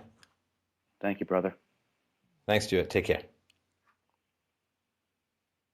All right, up next is Donnie. Donnie wrote in and said, what is the morality of accepting a pension after an 18-year career in the military? Oh, Donnie, are you there? Go ahead. Get it out of your system. Does it matter what I say, really? Does it matter? You're taking the pension, right? I'm kind of in a place where I could probably get away without it. However, there's a follow-on to it. Come on. Is there anything that I can say today that will have you not take the pension? Seriously, I mean, let's just be really honest. You really want me to be honest? Yeah, I could walk away from it. I have no real qualms with that. I'm a big boy. I mean, literally, my transcript from the military, I have like 10 pages of stuff I know how to do. I can go walk out into the world, and there's 40 people waiting to hire me. In a down economy, there's 40 people waiting to hire me. it's really not that. The kind of the path of least resistance for me to get out instead of wait until 20 is actually to do what the system tells me to do. And they're going to tell me I have to take it. I mean, think of the authoritarian to the extreme. I'm required to do these things to even get out. No problem. I mean, it's ridiculous. You can take it and donate it to the show. I'm just kidding. Okay, so what did you do in the military? Oh, yeah, lots. I was an electronics technician, so I ripped apart radars and radios. I trained for EOD for a while, but I got injured and never ended up doing it. But I sure know how to do a whole lot of stuff. What's EOD? Disposal. The bomb squad. Yeah. Okay. Yeah, I'm one of those. The military and its acronyms. Jesus. Anyway, all right. Yeah. I'll skip the acronyms. I was infantry for a while, and I am currently an intelligence analyst, which is one of the few. Honestly, of all the status paradigms you can get trapped up in, I found the one where how good you are at your job actually equates to how good of a soldier you aren't, because you constantly have to ask why, what is going on, how is this happening.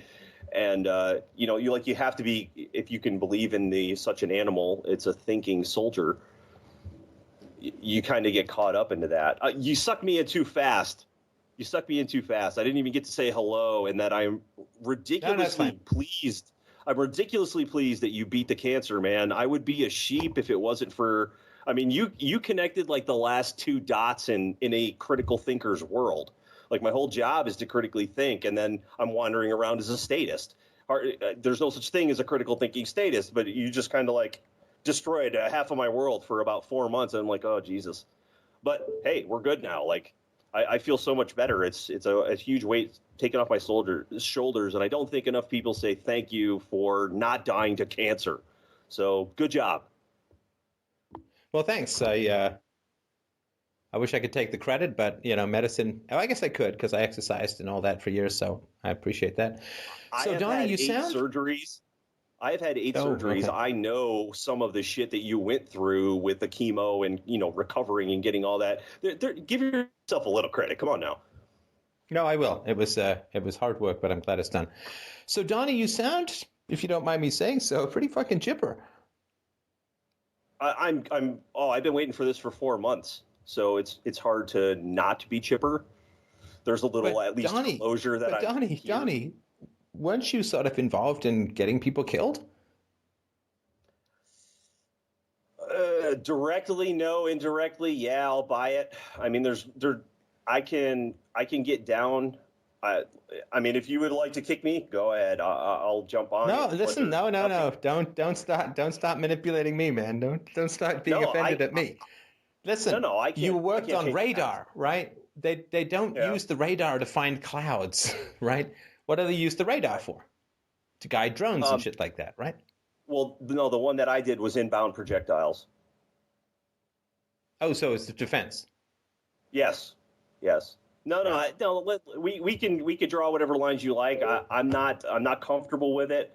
The whole reason for the call is, I was a little uncomfortable with the source of the funding of a pension, let alone, the implications of, is this mercenary work? And I mean, yes, I was a full-blown statist, right-wing crazy person, and now I'm kind of come back around, and there's the little bit of morality to it, but there's also every nickel I pay in taxes kind of goes back to them borrowing more money, and that will cause the collapse of the system eventually. So I don't know if there's a morality or a strategy. Donnie, I think we need to back up a little bit here.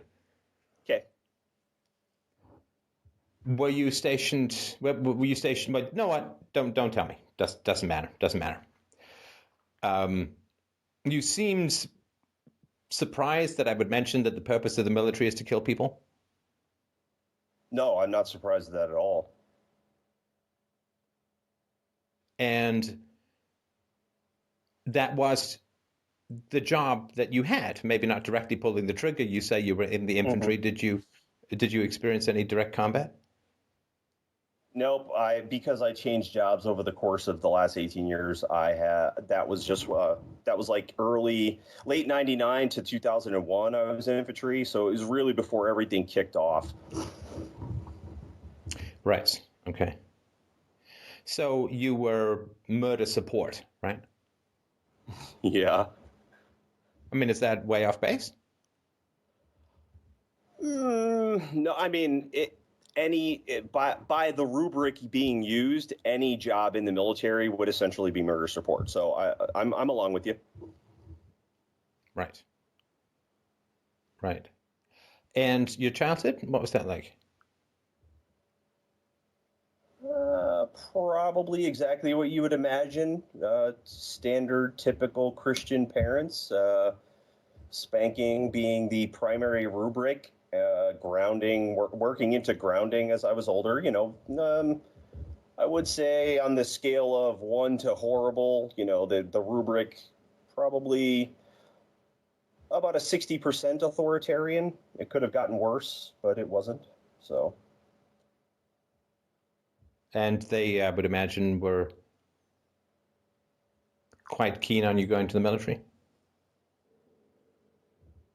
Oh yeah, yeah. Well, I mean, in their world, that the whole concept was very honorable. I mean, this is not looking forward to putting their kid's life in danger, but at the same time, not really looking forward to, or still looking at it as a we raised somebody of honor kind of mentality, I guess.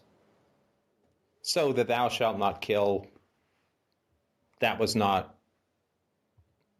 like they felt they could shuffle those around, right? Like discard the ones they didn't like so much, like the Ten Commandments. Well, no. The non-simple answer is no. The complicated answer is there are plenty of scholars who will break down the difference between murder and killing, self-defense being valid, murder being totally different than self-defense, and looking at the Defense Department as an arm of self-defense, which is laughable when you start looking through certain kinds of eyes. 15, 20 years ago, I would not have looked through the same eyes and I would not have seen those things. So it sounded like a great idea at the time, but growing up and learning more and not being such a follower kind of changes the perspective on it. Yeah, because I mean, if you basically can redefine anything as self-defense, then there's no such thing as immoral violence, right? Right. I don't blame that on parents. I blame that as the general overall the overall statist paradigm is everything that we do is in the national interest, yada yada yada. And if you buy into it, you buy into it. And I'm out now, but I bought into it at the time. So. Right. Well, obviously you cost the taxpayer, right? And you weren't doing productive stuff for the economy, right? Through the 17 years, right?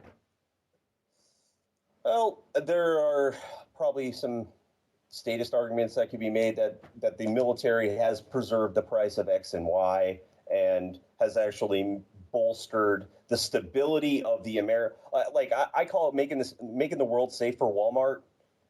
You can go into these places and instead of having the kind of regime that will just nationalize the banking system and the oil, that BP has those oil wells. BP owned most of the oil wells in Kuwait. So as soon as Saddam Hussein took Kuwait, America comes to the rescue, because that would have really shit on England's overall economy. So by being imperialistic, we have kind of created our own luck. It doesn't justify it in any way, shape, or form. But at the end of the day, the Americans do receive value based on their imperialistic use of their troops. It doesn't make it right. Wait, hang on. You're saying it doesn't justify it, but you're kind of justifying it, right? At least you're making an argument for that case. No. In the essence that you could buy it's not economically money. It's not economically efficient. Otherwise, Walmart would do it itself, absolutely. right? Okay, so it's a net loss. It's not efficient. Yeah, so it's a net loss.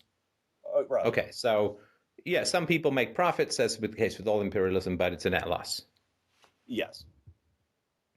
So you already a net loss to the American taxpayer.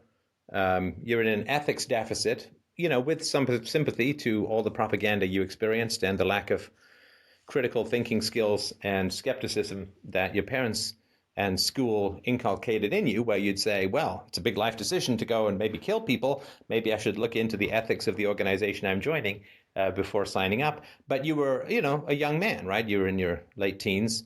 So with sympathy, right? I mean, to again, the level of propaganda and so on. But you have cost the taxpayer millions and millions of dollars and increased the risk of attacks upon the taxpayer through your adventures in imperialism, right? Indeed. And the taxpayer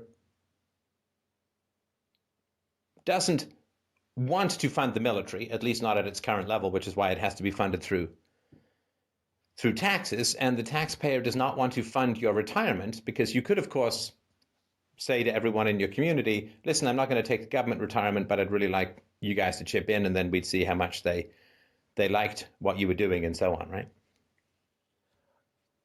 Yes. Truth be told, I think the nationalistic lunacy that America suffers from, I think if you crowdfunded like the VA and kind of stuff like that, you might actually see the kind of return, a surprising return. I don't know if it would be the volume that would require all of the promises levied, but I think it would be significant. There's a whole lot of nationalistic lunacy, regardless of the understanding. Like there are people who there are libertarians who jump on the nationalistic bandwagon, which I find odd, but I don't know that honestly, I couldn't know. For as many people as you see on Facebook that are willing to post the American flag and just the daily statist nationalistic meme. Okay, so maybe it would work. Sorry, I think we're getting off topic here. So maybe it would work. So I guess, look, now that your retirement is going to be funded through debt and counterfeiting, right? Yep. Do you have kids? I'm not even planning on it. I do. I have 3. Okay. So No, that... I don't spank them. Oh, good. Well, you know that, and no, I hope you won't encourage them to go into the Checkmate. But so it's not going to change the world if you don't take your pension, but you have a much better chance of changing the world if you don't take your pension. Because if you don't take your pension, and I'm not going to tell you what to do. I mean, that would be ridiculous. I mean, you've had enough taken orders, even if I could give them. But let's just say, if you don't take your pension, then you will be a really fucking serious human being about ethics. And what that will drive for you is probably going to be enormously powerful. Now, if you take your pension, then you're kind of like a dabbler in ethics, which I think is usually not a very productive place to be. It's like those weekend warriors, they just end up getting injured. So if you want to kind of have a smallish kind of life, then I think, you can take your pension or whatever. But if you say no to the pension, then your unconscious is going to be, wait, what? We're doing what now? We're giving up on these thousands of dollars a month for the sake of a principle? Well, shit, we better start really doing this principle thing, right? And then you will have a weight and an authority about you that will make you a pretty unstoppable force. Because when you don't do bullshit, you walk through bullshit. And what I mean by that is that if you really commit to your values, you become a pretty unstoppable force. And you don't become an unstoppable force until you've taken a couple of bullets, if you'll excuse the analogy, for the cause. right? I've taken my bullets. Mike's taken his bullets. This may be your bullet. If you take bullets for the cause, you no longer suffer fools, and you're no longer impressed by trolls, and you just don't give a shit about people who are only words, who only have words what they say. So if you are interested in really having an effect on the world, and that doesn't mean that you have to become an activist or whatever, but if you're really interested in becoming a powerful moral agent in the world, then making sacrifices based upon moral principles will give you a weight and a substantiality and an unstoppability that almost transcends physics, if that makes any sense. Nothing in the military can make you bulletproof, but there's something about really committing to your values that pays off in unguessed ways. Because so many people just talk about stuff and end up just doing whatever they want. But if you do actually guide your life by principles, you become solid in a world of ghosts. Yeah. I had kind of come a bit to that conclusion. I want to say the only thing that has kept me away from, I think you stated it way better than I could, but the only thing that has even given me a little apprehension is the overall strategy to it. And like the forced taxation paradigm is what makes the state viable. It is the thing that propels it forward. The better the economy, the better the free market provides, the better the state manages to do. And I was just sitting on this place where I'm like, well, maybe I should make the state fund my activities because my activities are totally subversive. And that's pretty much the only hiccup I've really had with the whole thing. I was probably a lot more confused about it 4 months ago, but I made an appointment with Mike and stuff like that, and things get pushed. It happens, and I don't. That's not a complaint. I've had a lot more time to think about it than the day I mailed into Mike. And what the about? Only thing that's really sorry to interrupt. Sorry to interrupt, Donnie. What about? Kids, I assume, are pretty young, right? And when they grow up, they'll want to know where your money comes from or came from or whatever, right? I mean, that's natural for kids to do that. And yes. If you take the pension while being a voluntarist, how's that going to feel in terms of explaining? Yeah. Okay. I'm very spotlight. And then are you going to say to your kids you should do the right thing even if it's uncomfortable, right? Yeah. Indeed. We got to plan for those big ass future conversations with our kids, right? Oh, lots of them. I have 2 kids from a previous marriage, and that's very difficult. I'm working it as best as humanly possible, I think, but it's awkward. But my marriage that I have now is absolutely great, and my 3-month-old, I have much hopes to not be as immature and as unlearned as I was when I started with my first 2. So I hope they'll forgive me for the first 5 years. We'll see how that works. But I mean, what you're saying makes complete sense. I just wasn't completely sure if there was if just a strategy based, they force us to feed, they force us to fund all of their asinine activities. And the power of that mechanic just screams to me so often. And I could definitely see the moral argument you're making. And the thing that brought me to libertarianism was the moral argument. So it doesn't take a whole lot to convince me out of this because I've really been moving that way anyway. But yeah, the people who make real changes in the world are the people who communicate through deeds first and then with words. And again, you sound like a person of significant moral depth and courage. And I really wanted to, express my admiration for that. I mean, the journey that you have been on is remarkable and impressive. They've actually taken me away from the other analysts because I was teaching them how to actually critically think. It wasn't going over very well, so they stuck me in the mailroom. Right. Yeah, so you are somebody of rare moral character, in that this is even a question, this is even an issue, and so on, right? So, I mean, kudos and congratulations and fantastic. So how far do you want to take this moral journey, right? If you want to go all the way, then people come along who are just like, why is this person doing this? Why is this happening? Why is this person not sitting at the back of the bus? Or why is this person not backing down?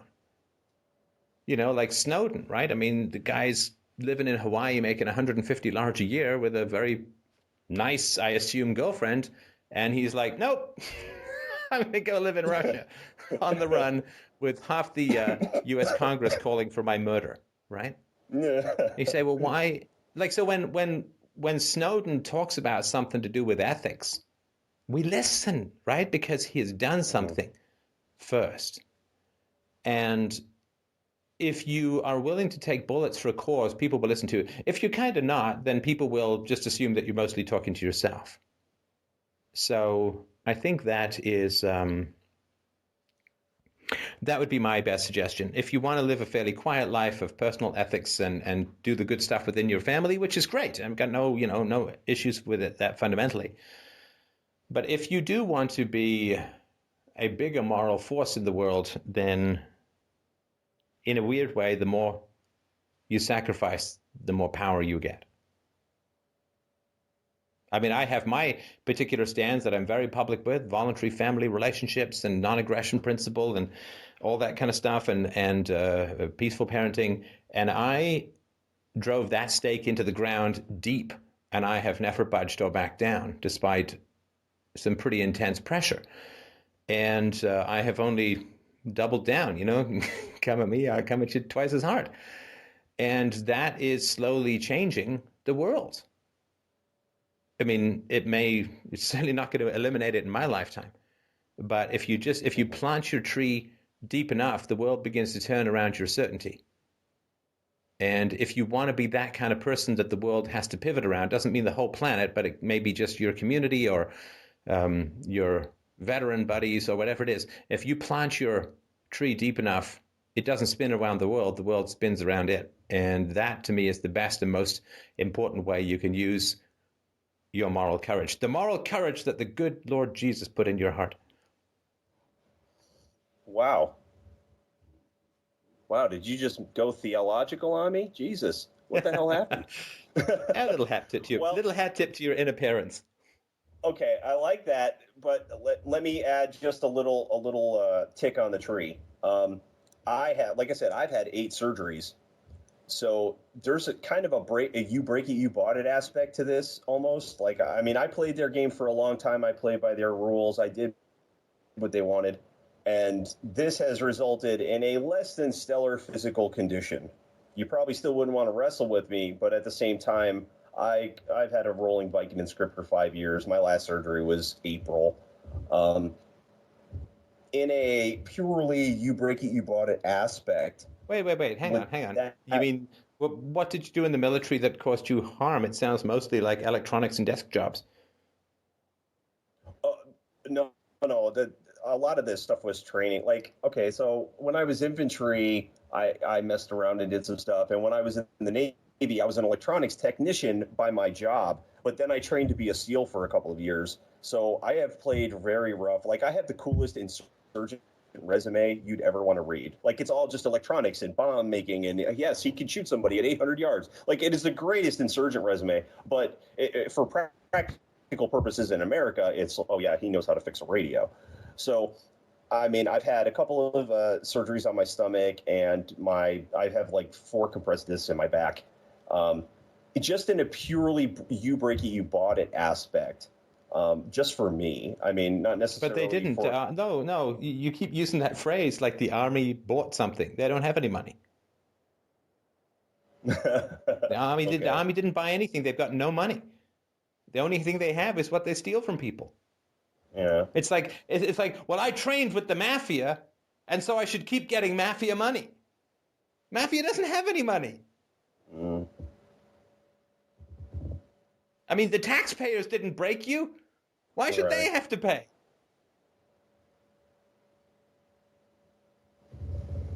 Mm-hmm. Yes. Now, that having been said, again, this is just counter arguments, right? Because I mean, look again. I mean, no, I called you are the best devil's advocate ever. Hang on. Is Donnie? Is your job? Like, here's a counter argument. So your argument is, yeah, okay, fine. But I am a father of 3 children. I need to be well to be an effective parent for my 3 kids, to give them an energetic, engaged, loving father who's not constantly popping pills and going in and out of hospital and running up debts and worried and not sleeping and getting sick or whatever, right? So I'm not saying don't take the health care, right? What I'm saying is don't give me this, they broke it, they bought it kind of thing.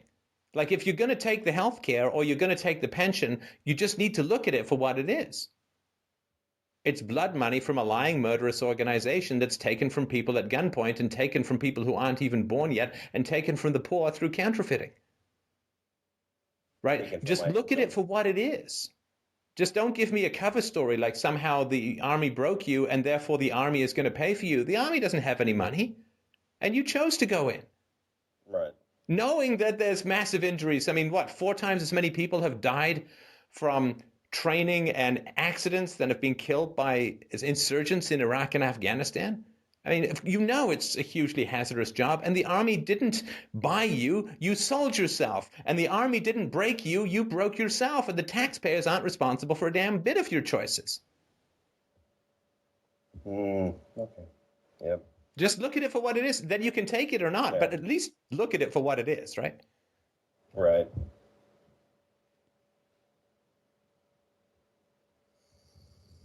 Yes.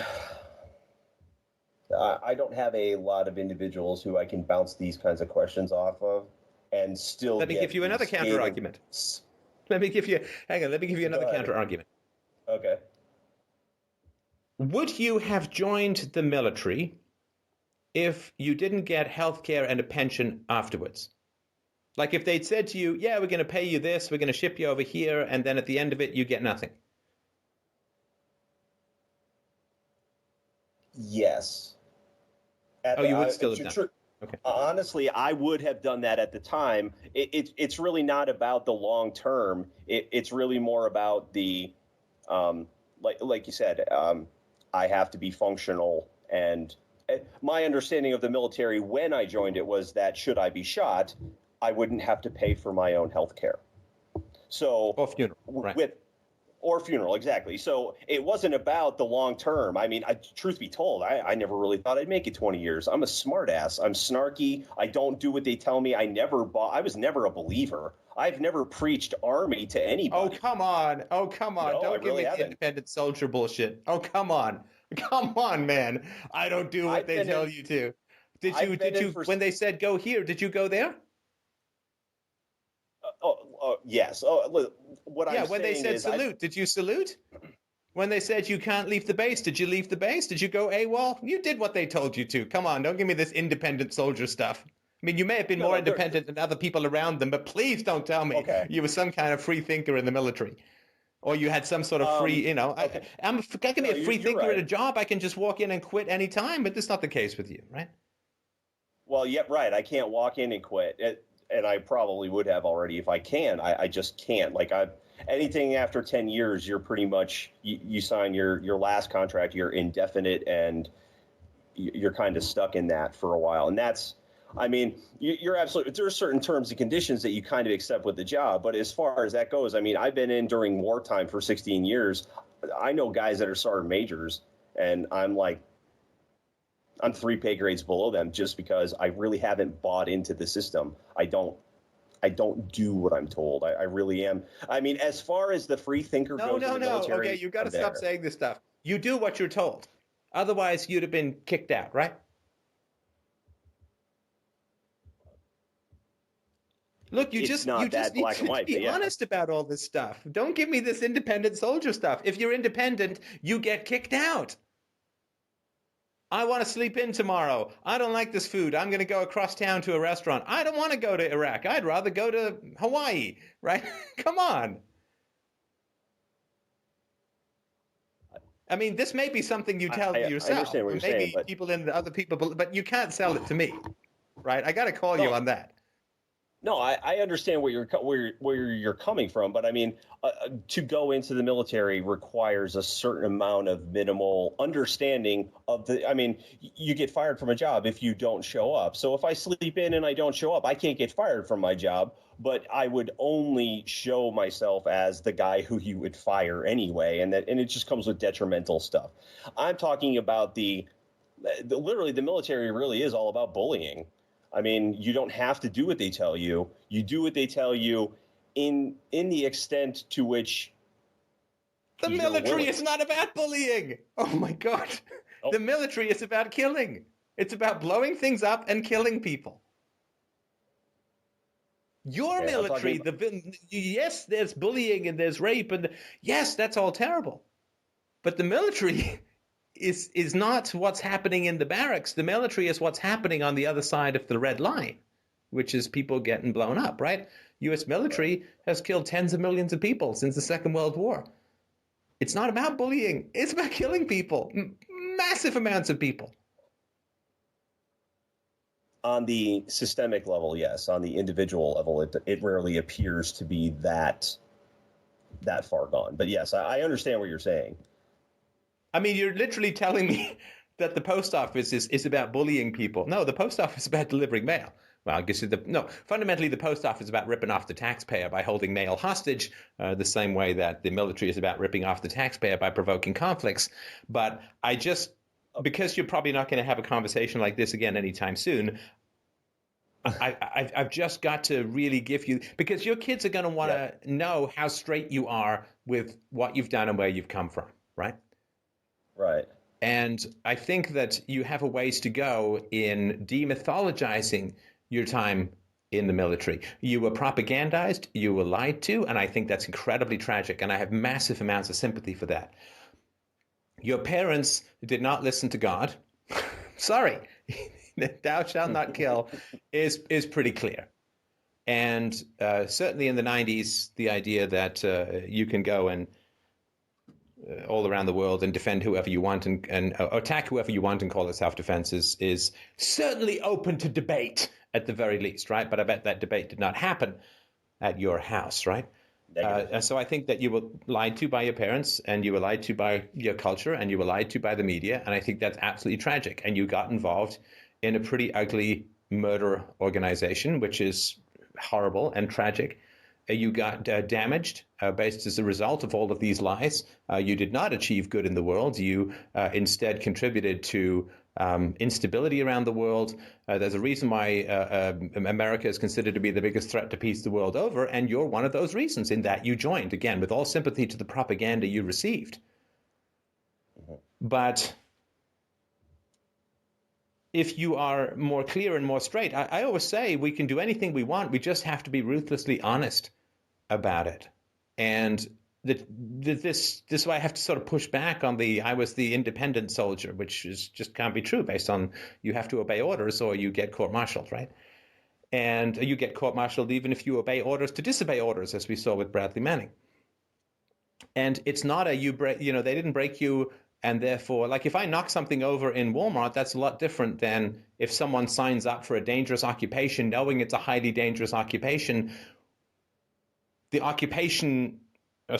organization of which has no money and only gets its money through theft, then them saying, well, they broke me, therefore they have to pay me. They didn't break you. Your propaganda broke you and your choices broke you. The lies you were told broke you. And so that's why I'm really trying to focus on getting a clear picture in your head, at least as far as I see it. And they can't fix you because they don't have any money. They can go and steal more money from people to pay for your health care, but they don't have any money. And that's why, you can do anything you want. You just have to be really honest about what's going on. And that's sort of my urging. Sorry, end of lecture. No, I called for the abuse.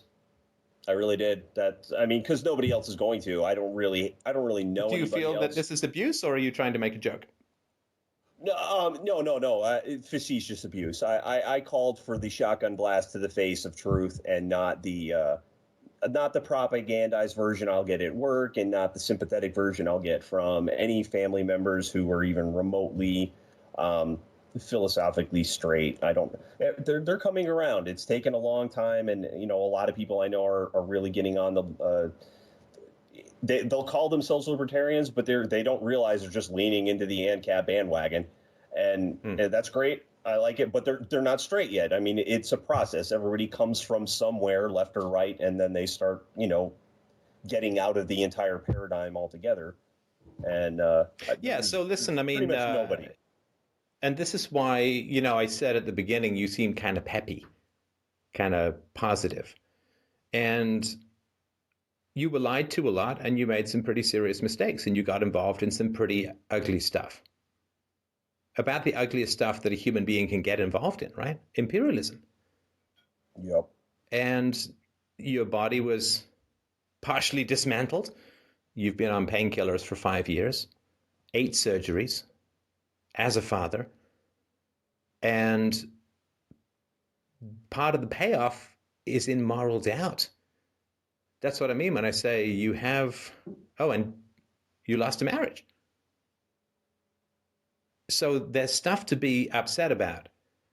And I'm just a bit concerned that you're just kind of skating over some of that stuff and thinking that the major issue is the pension. But your culture did you wrong. Did you serious wrong. You were lied to about the virtue of getting involved in killing people. And that's a tough legacy, man, right? Mm-hmm. I can't change it. I can only take. I know. I've heard a lot of people who regret their past, and I want to. I can regret it, but I can't change it. So I don't want to sit in a corner and curl up in a ball and cry about it. I want to. Man, I'm sorry to interrupt you. And make them positive. You are changing it. You are changing it, Donnie. Because you're reframing it all the time. You're constantly changing it. The independent soldier, the army is about bullying. It's not, I guess you could say it's kind of about killing, right? You are constantly changing it from what it actually was, right? So you're saying you can't change it, but you keep changing it.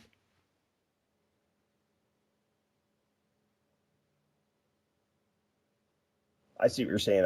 What I mean is I cannot go back and rewrite 2000 to 2010. You are going back and rewriting 2000 to 2010, and when you listen to this call, you'll understand what I'm talking about. You are rewriting it right now, and I'm urging you not to. Oh, okay. Yeah, I see what you're saying. You were lied into becoming a paid killer. You were betrayed by the people who were supposed to protect you, your teachers, your priests, your parents, your culture, your friends, your family. They should have been saying, "Dear God in heaven, our child is thinking of joining a military where he's going to fucking kill people and might himself get killed. We better find out everything there is to know about this stuff. We better read every piece of skeptical left-wing bullshit about let's chow down on a steady diet of Noam Chomsky and figure out all the downsides, the possible downsides of our child getting involved in a murder fest." Fucking parents, they go insane if there's like a micron of BPA in a baby bottle. And they're like, military, sounds good. Great. Right? They were supposed to protect you. They were supposed to keep you from making stupid decisions. Don't drive drunk. Don't do drugs. No unprotected sex. No pregnancy. No STDs. No drinking. Military? Great. That sounds fine. Right? They were supposed to protect you. And they didn't. And that's what I mean when I say you sound kind of peppy.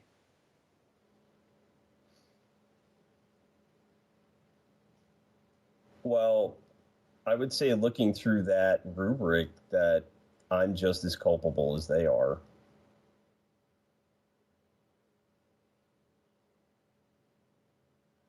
Well, were they the adults? Hey, I couldn't have signed a contract unless I was considered an adult. Maybe a younger, naive adult, but still an adult. There's a difference between somebody in their late teens and somebody in their mid to late 30s. Well, what about the second time Somebody or the who's third time? no somebody. Okay, well, I'm just talking about the first time. Right. Second time, you've got sunk costs and waiting for a pension and right. So, but the first time, a kid who's 17 or 18, their brain is still 7 to 8 years from maturity. And you immediately started to blame yourself when I pointed out that your culture betrayed you and your family betrayed you, in my opinion. And then you say, well, but I was, I'm as culpable as they are. Well, I would not argue that. You would not argue it, or you would not agree with it? Sorry, I would not argue that you were as morally responsible as your 40-year-old parents. And look, you're a teenager, which means you're immortal and you don't care about consequences and all that sort of shit, right? Which is all perfectly natural for teenagers. But that's why you need parents.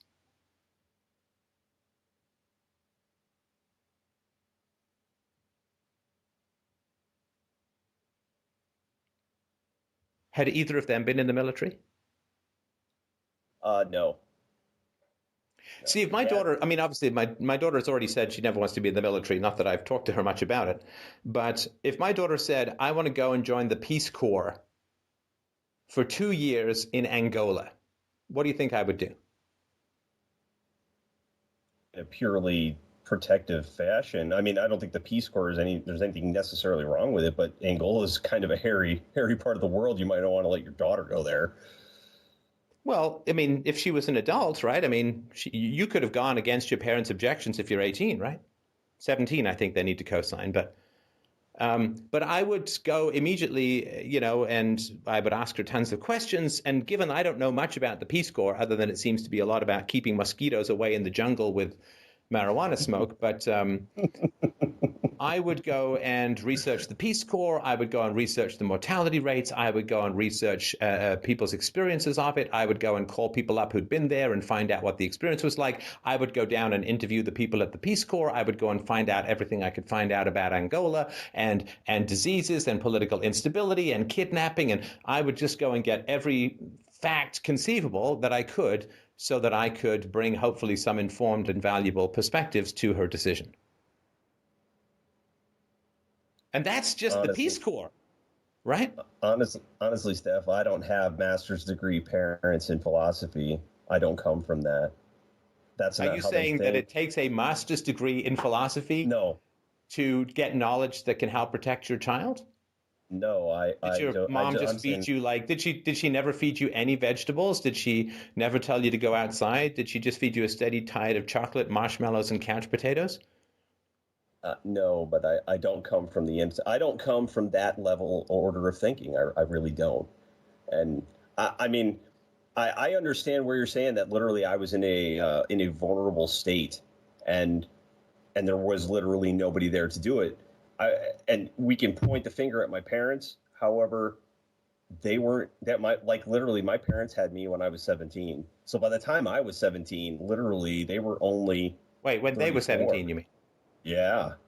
So okay. My parents were really young, and by the time I was technically an adult, my dad wasn't even. God, Donnie, are you telling me your parents had wait? Your parents had you when they were 17, yep. But they thought 17 for you was a great age to make major life decisions because it worked out so well for them. The only reason my dad didn't end up in the military is because he got hit by a truck. So, I mean, literally, it's a level of pure ignorance. I can't. There's no malice to put there. It's a level of ignorance that you would just want to start drinking if I told you about. And that's all it is. There's no malice there. It's ignorance. And there's nothing. I mean, I have difficulty attributing malice to somebody who is ignorant. It's very much like a child's mindset. Now, granted, you could say they're 40 years old and they're still ignorant. Oh, okay, but if somebody is not exposed to higher level concepts and their whole life revolves around just, bringing home the paycheck and drinking beer on Thursday and raising their kids in the American dream with hot dogs on the grill. People get caught in that. And I learned from that by watching it and never wanting to be it. And literally the military was my way out of it. But as far as attributing hatred to my parents, because I never said hatred. They just I never said hatred. Well, you're right. I never said hatred, and I never said malice. Roger, I don't mean those. I'm just saying that bringing that visceral culpability to where you kind of want to blame them. I can't find any logical way to do it. It was they were as dumb as I was. No. Hey, if you want a logical way to do it, I can give it to you in 10 seconds. Did your parents hold you morally culpable when you were 12? Somewhat, yes. Okay. What about when you were 10? Only to the level that of things that I had been taught. If I had screwed something up for the very first time, it was a learning point. Everything after that was the rules are the rules. Got it. Okay, so you have moral culpability at the age of 10 or 8 or whatever, right? Like if you failed a test when you were 6, did your parents say, well, no, he has to pass the test because that would make him culpable for his mistakes? Like otherwise he's being held culpable to his mistakes, and therefore we should never have children fail any tests at any age, right? Because they're kids, right? No, it was that never happened to me. But like the previous guy, I had been bounced around from school to school because my parents really didn't have a lot of money. So it was the best living situation that could be provided at the time. I went to 7 schools during my my school. I went to 7 different schools over the course of 12 years. So I was always the new guy. And your answer to that is simply that your parents didn't have enough money. Like everyone who doesn't have enough money has to move continually.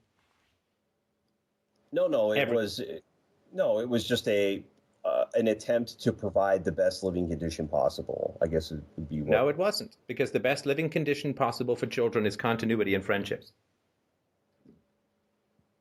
Anyway, so my point is that if you say that your parents at the age of 34 or 35 have no moral culpability, then it means that they don't have the concept of moral culpability. Now, if they don't have the concept of moral culpability, they never should have imposed it on you as a child, right?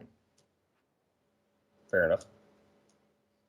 So anyway, so I hope that that's some helpful perspective. I think we got one more caller, so I do have to move on. Otherwise, they're going to get pushed for 4 months like you did, for which I'm very sorry.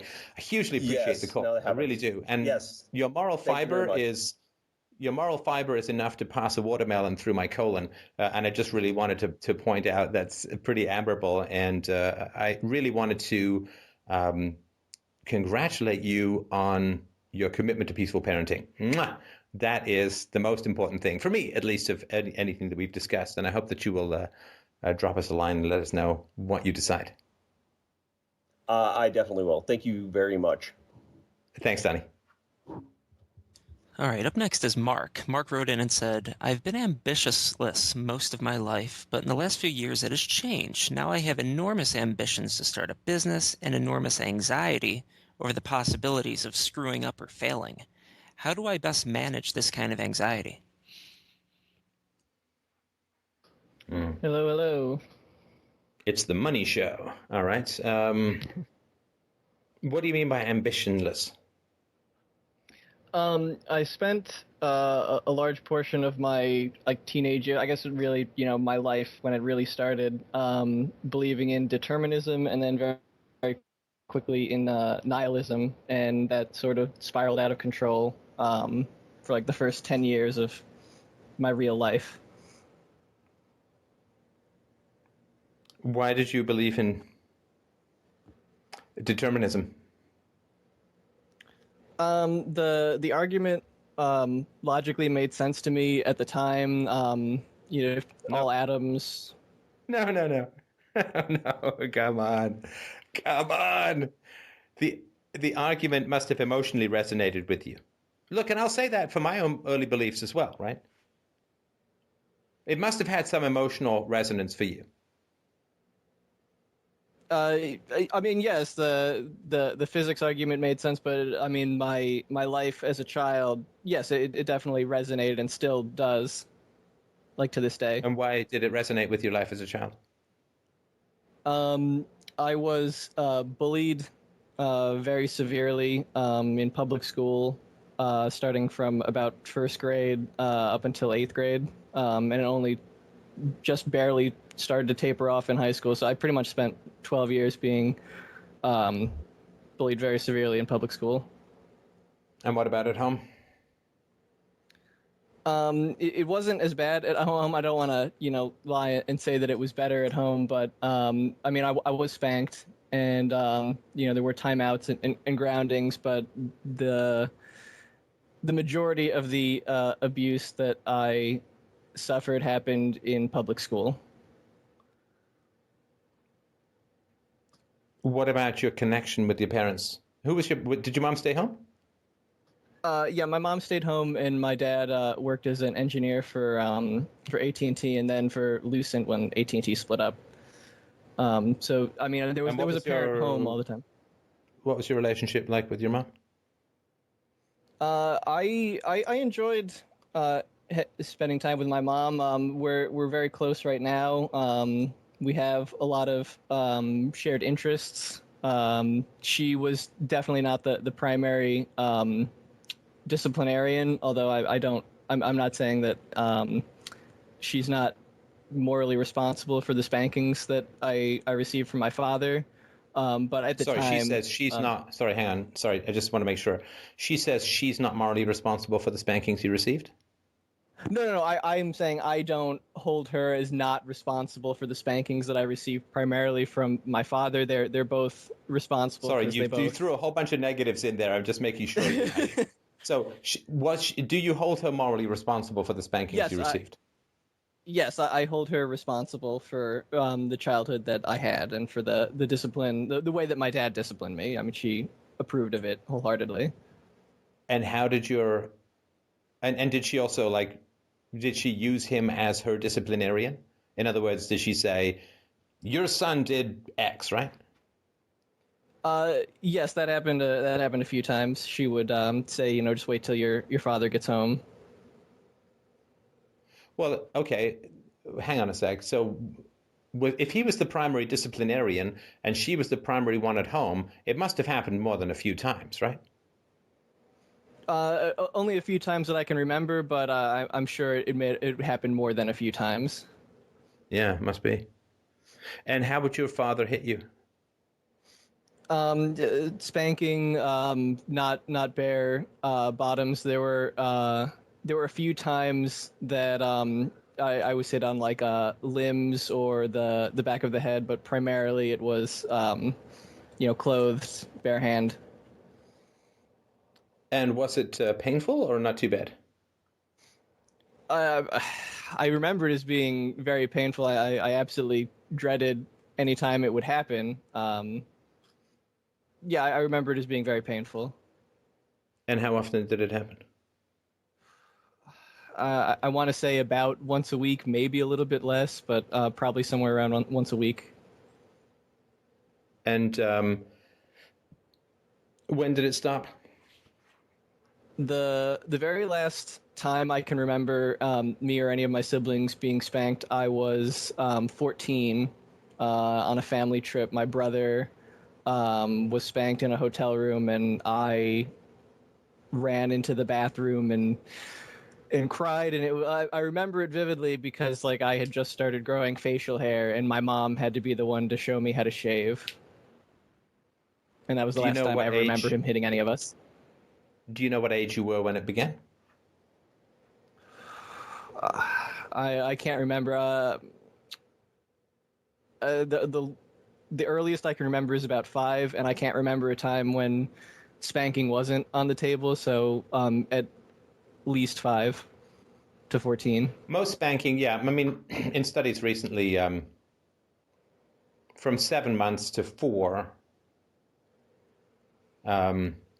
there was lots of spanking go on. Let's not say 7 months. let's just say 2. Maybe it was later, maybe it was earlier, but let's just go with 2. Once a week for 12 years. Give or take, right? Do you have any Yeah, rough idea? Yeah. 624 times you were spanked.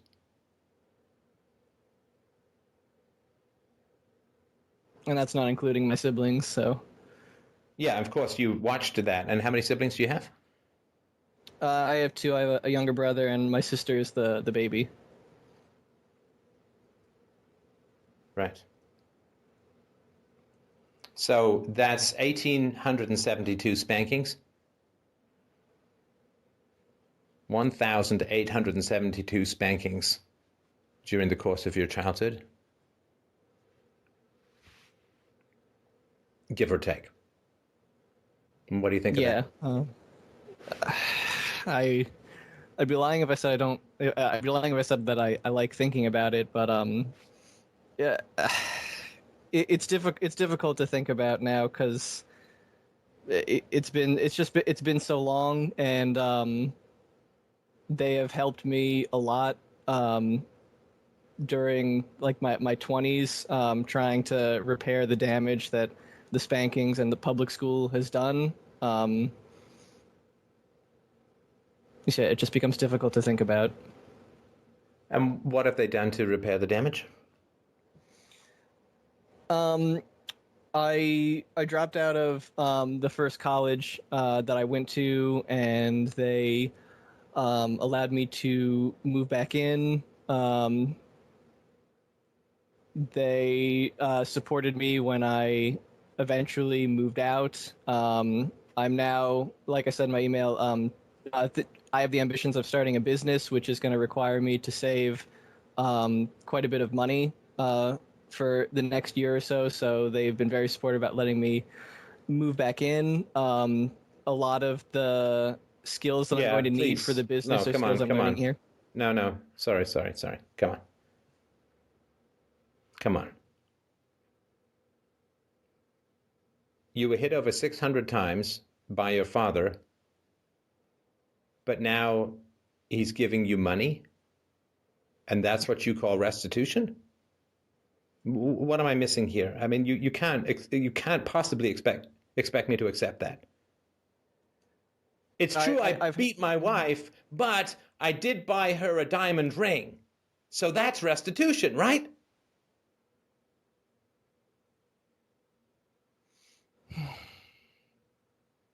I was thinking therapy, self-reflection, honesty about their own childhoods, apologies, curiosity about your experiences, not here's a room and board and some money.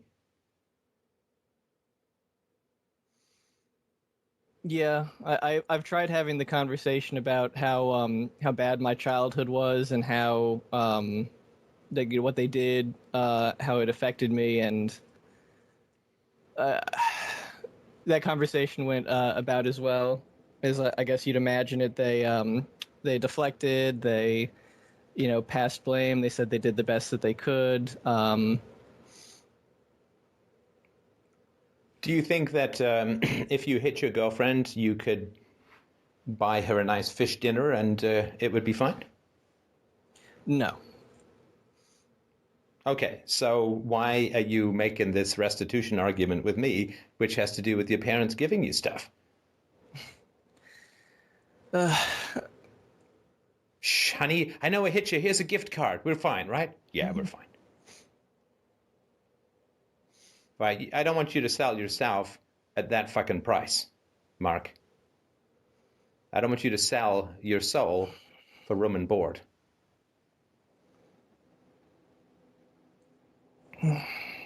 You're worth more than that, right? I'd like to think so. I'd like to think so too. You are. But you first have to know that that's not restitution.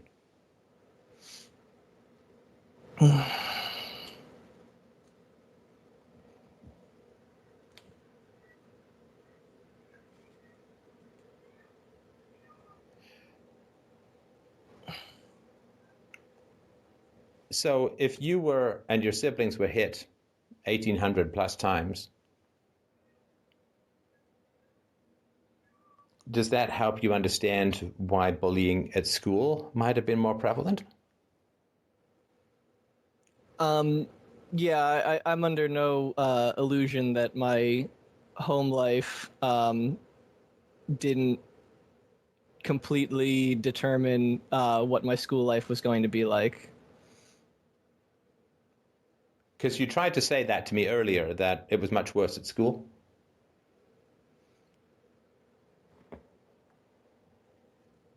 Well, at school, the abuse was, a constant 7.5 hours. At home, there were at least breaks. Did you tell your parents about being bullied? Yeah, for the first 5 or 6 years, I would constantly tell them about that I was being bullied, and I would ask them what I should do about it. And? Well, my mom's advice was that I'm very sensitive, and that the other boys are picking on me because I'm sensitive and because they know that they can make me cry, and so her advice was to. So it was your fault. Yes, essentially. So they hit you 600 times as a child in painful ways. But the fact that you were susceptible to aggression outside the home was because of your great, mysterious, otherworldly ghost called sensitivity, and had nothing to do with any behaviors they may have done.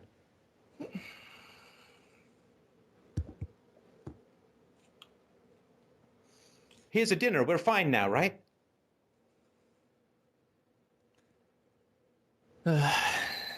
Yeah, I suppose that is essentially what I'm saying. So you had to fix what they broke without them changing, breaking you.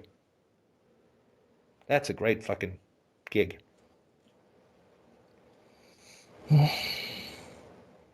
They hit you repeatedly, they hit your siblings repeatedly, but it's your job to fix the effects of being hit while they still continue to hit you for another half decade.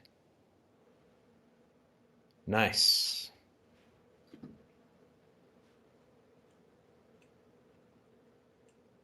Wow. I mean, when I put it this way, isn't it amazing what people get away with?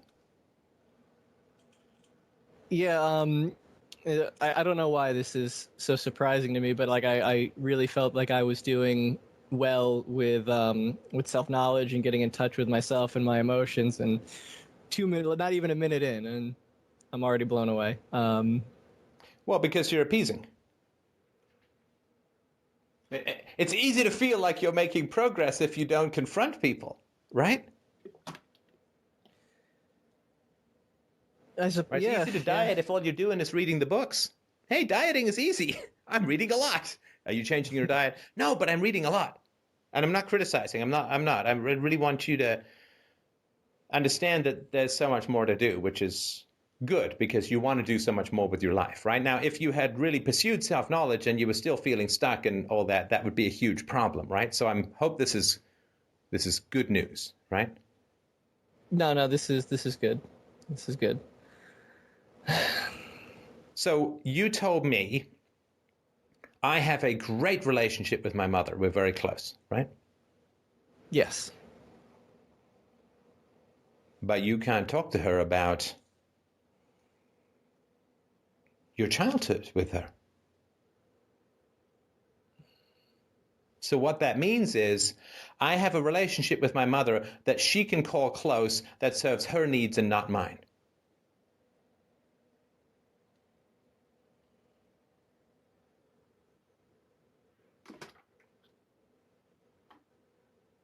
Yeah, yeah, that is the way it is right now.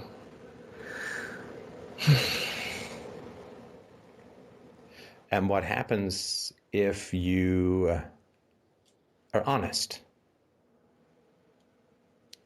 with them? I know that I would like to think that that they would listen and be supportive. But I mean, like I said, I have brought up this kind of stuff before. I went out to dinner with both of them and talked about parenting and bullying and spanking and the effects it has on children. And I mean, at that time, my mom didn't want to talk about it, and my dad made excuses for himself. So I don't know what would happen. He said that he was hit worse when he was younger, that life was much harder for him, that I had a very easy, nice childhood compared to others. Wait, and sorry. that, you know, Let me he just did the understand best. this. Did he say I was hit worse than you? Yes. So he admits that it was bad. Just wasn't as bad, right? So for him being hit was bad, right? So for him being hit was bad, but you should be grateful for him hitting you. I think the argument was I should be grateful that I was hit less, but yeah, no, it's a ridiculous No, argument. but that's still bad, right? Because if him being hit was worse, then he's saying that it was, right, bad. That hitting is bad and he got hit more, right? Right. So he knew that being hit was bad, so he knew that hitting you was bad.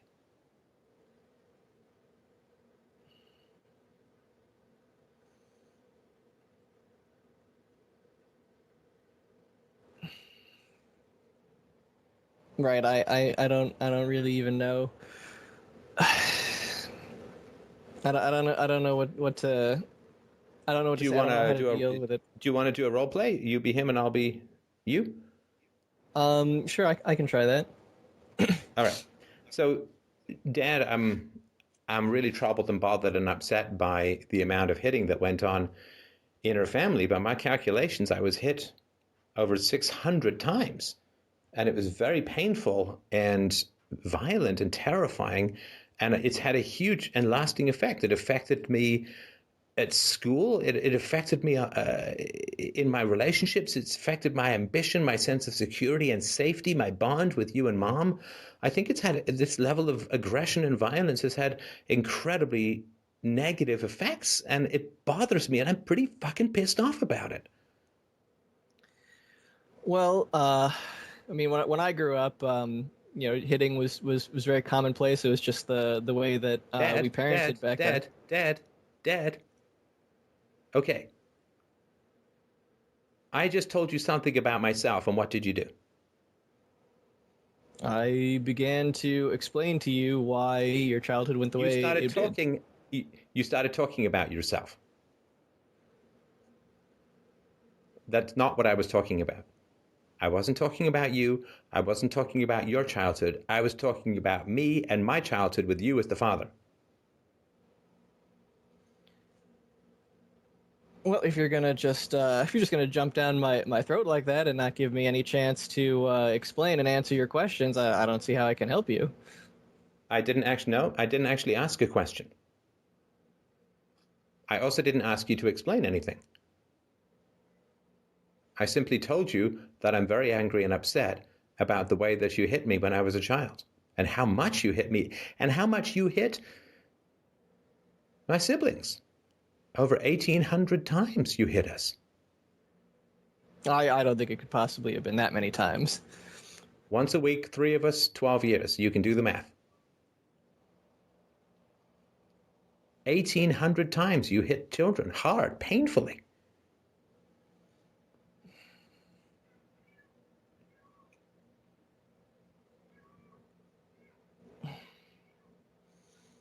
Look, so the past is far in the past. If you're still dwelling on this now, I mean, maybe you should go and see a therapist. But I don't see how I can possibly help you. There's nothing we can do to go back and change what was in the past.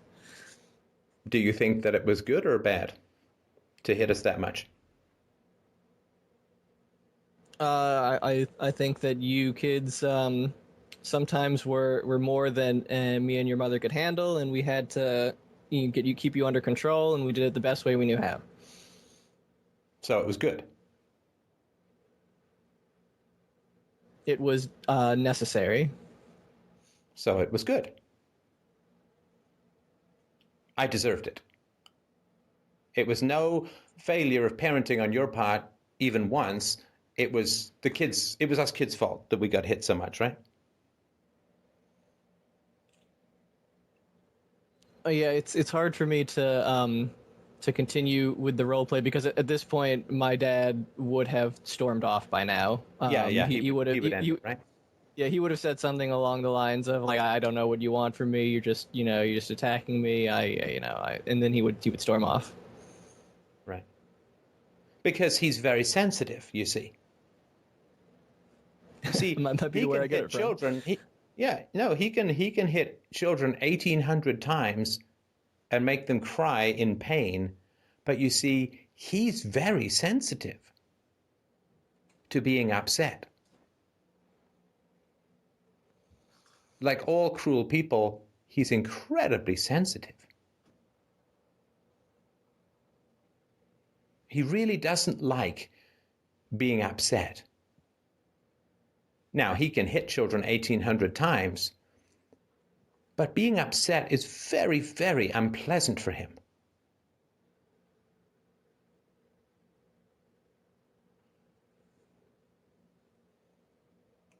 Do you see how hypocritical that is? Oh yeah. Yeah, I mean, did you get a chance to storm out of being spanked? No, not when I was younger. Right.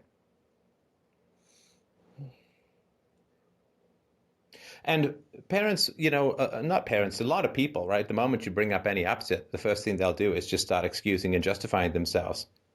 And it's weird because it's like, I told you I was upset. Why are you talking about you? What are you, Anna from Frozen? But and it's easy to get dragged into that, right? It's so easy. You sit there and listen as the person explains why they did what they did and justifies and excuses and fogs and avoids. And it's like none of that is actually, they don't. The three words of care and compassion are not, I love you, but tell me more. Right? Dad, I'm really upset with you. This really bothered me. My daughter says that to me. You went to Amsterdam for 5 days. I'm really upset with you. Tell me more. Well, it was a very good speaking opportunity, and it might get us some donations. And don't you like having me at home? And when I was a kid, my mom was gone a lot. And what a load of self-serving, treacly-mouthed, existentially stink-ridden bullshit. Tell me more. Tell me what's upsetting you. I'd like to know.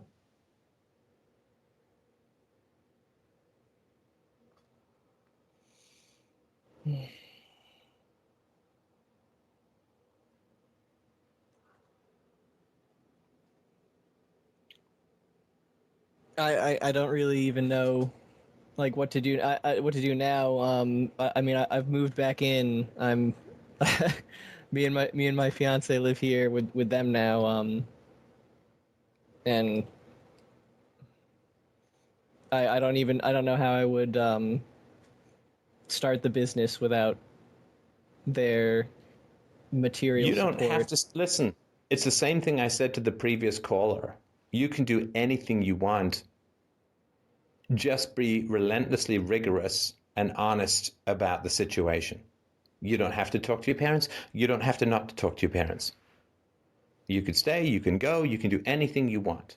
This guy, last guy, take his pension, don't take his pension. With one exception, in the 8-year history of the show, I have not told anyone what to do. And I'm not going to tell you what to do. Because what's the point of that, right? I mean, there's no point in that. But don't try and sell me, I'm so close to my mom. That's all. And don't try and sell yourself, I'm so close to my mom. Look at it for what it is. You were hit a lot. They thought it was a great idea. They have not apologized. They have not made any restitution. They are doubling down or standing by the harm that they did to you as a child. It is what it is. We are empiricists, first and foremost, if we are philosophers. And we do not lie to ourselves about that which is or is not. Success is connection. The success of this show is my connection with you in this call right now. Do you think, I mean, I feel it. Is it just me or? Oh, no, it's not just you. I mean, you can feel this. It's like we got physics between us, right? I mean, we can't even see each other, but it's like we're bound, right? In language, connected. And that's success. It's success in these conversations. It's the success of this conversation as a whole. It's why it's growing. Success is connection. Without connection, people can't watch your back, and you can't trust that you're doing the right thing. We can't think every consequence. We can't think through every possibility.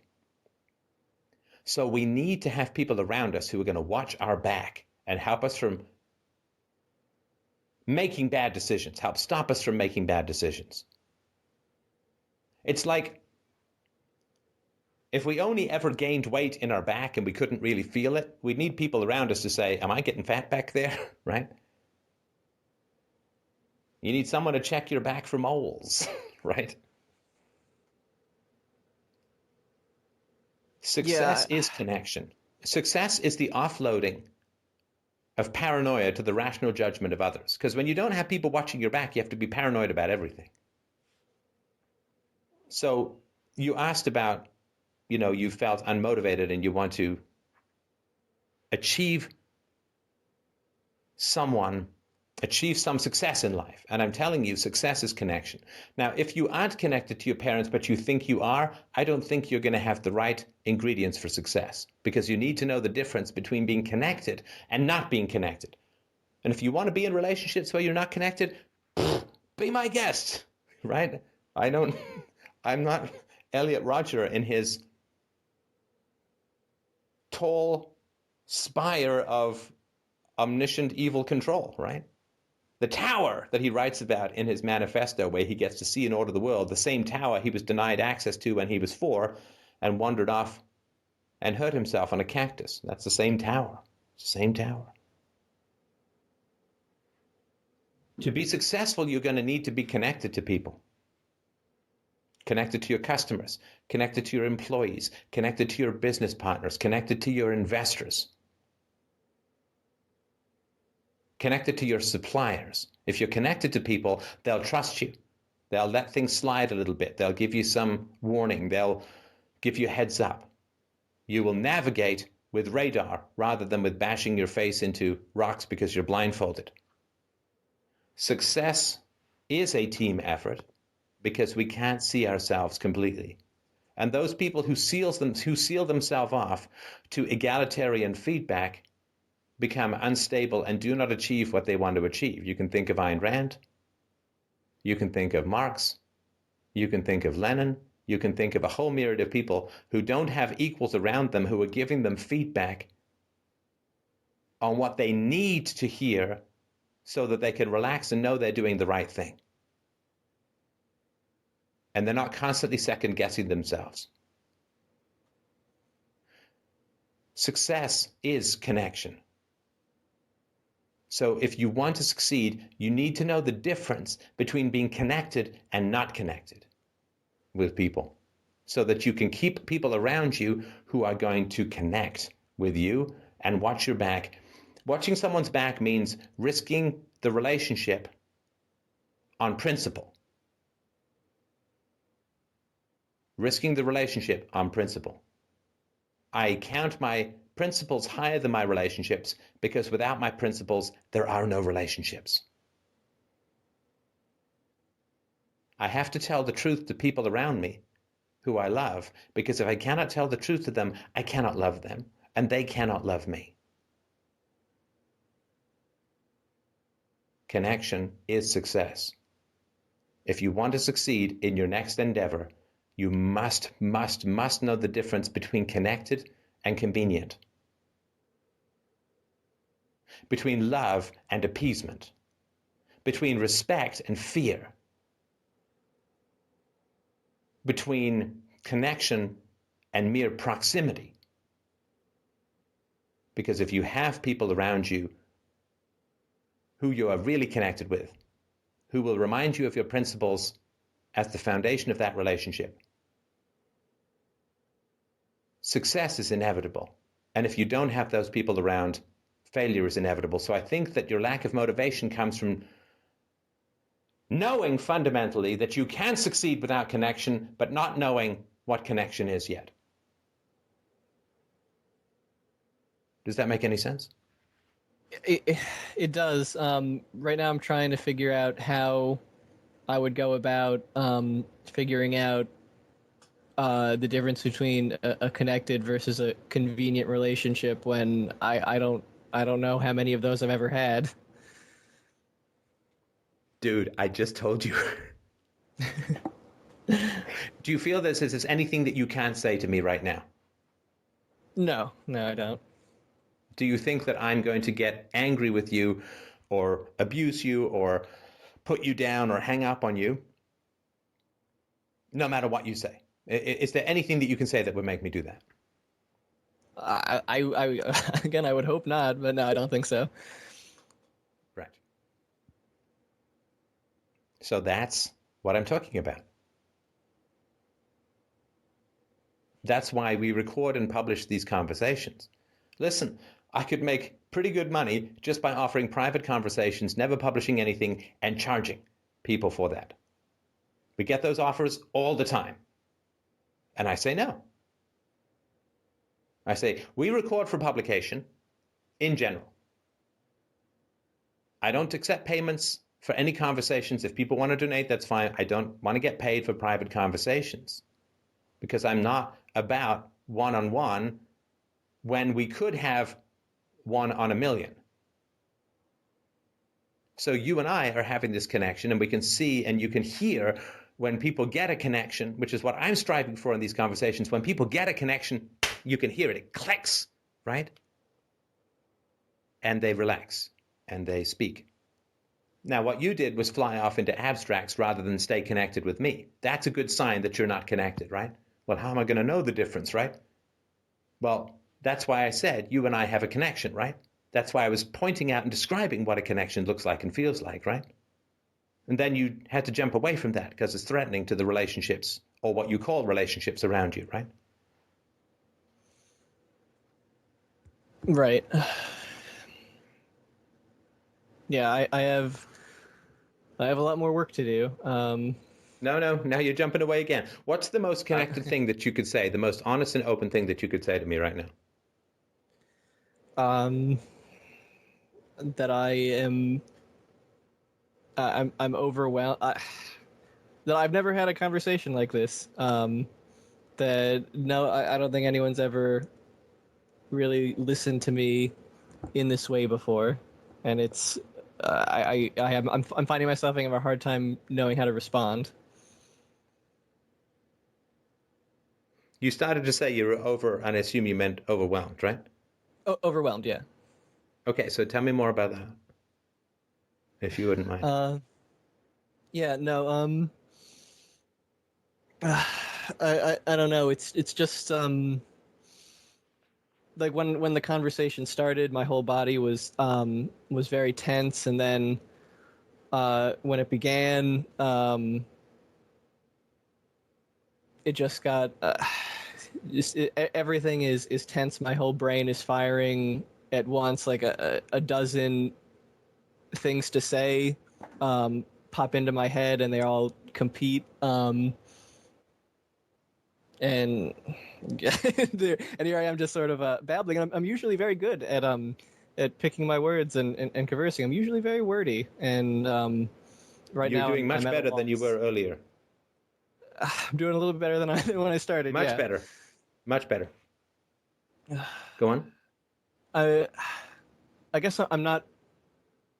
Just then, I stopped thinking, and I just started letting the words happen, and I was able to talk like I normally do. Yeah, I thought I was doing so much better than this. And in fact, I literally just had the conversation with my fiance where I was saying, I'm doing a lot better since started listening to Freedomain Radio and a couple of the other podcasts that I listen to, and I started making the case for that, and then I get on here and I can barely talk. And how are you feeling? I mean, I think I'm more anxious than I was before, but I mean, the anxiety before was a paralyzing anxiety because I didn't know what to do. I didn't know where to go from where I am right now, and now it's just I think I know what I have to do, but the prospect of doing it is going to be, to put it as mildly as possible, extremely unpleasant. Like I've tried to have the conversation with them once and I let them run away. I have to have the conversation again and again and again with my parents until it either sticks or I've had enough and I just know that it's time for me to move on from whatever this is, whatever you want to call it, because it's not a relationship. That's what I think right now. So plans and thoughts. What are you feeling?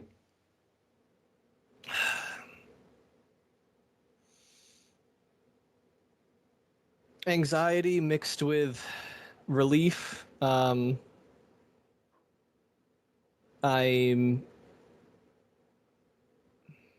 think I'm scared.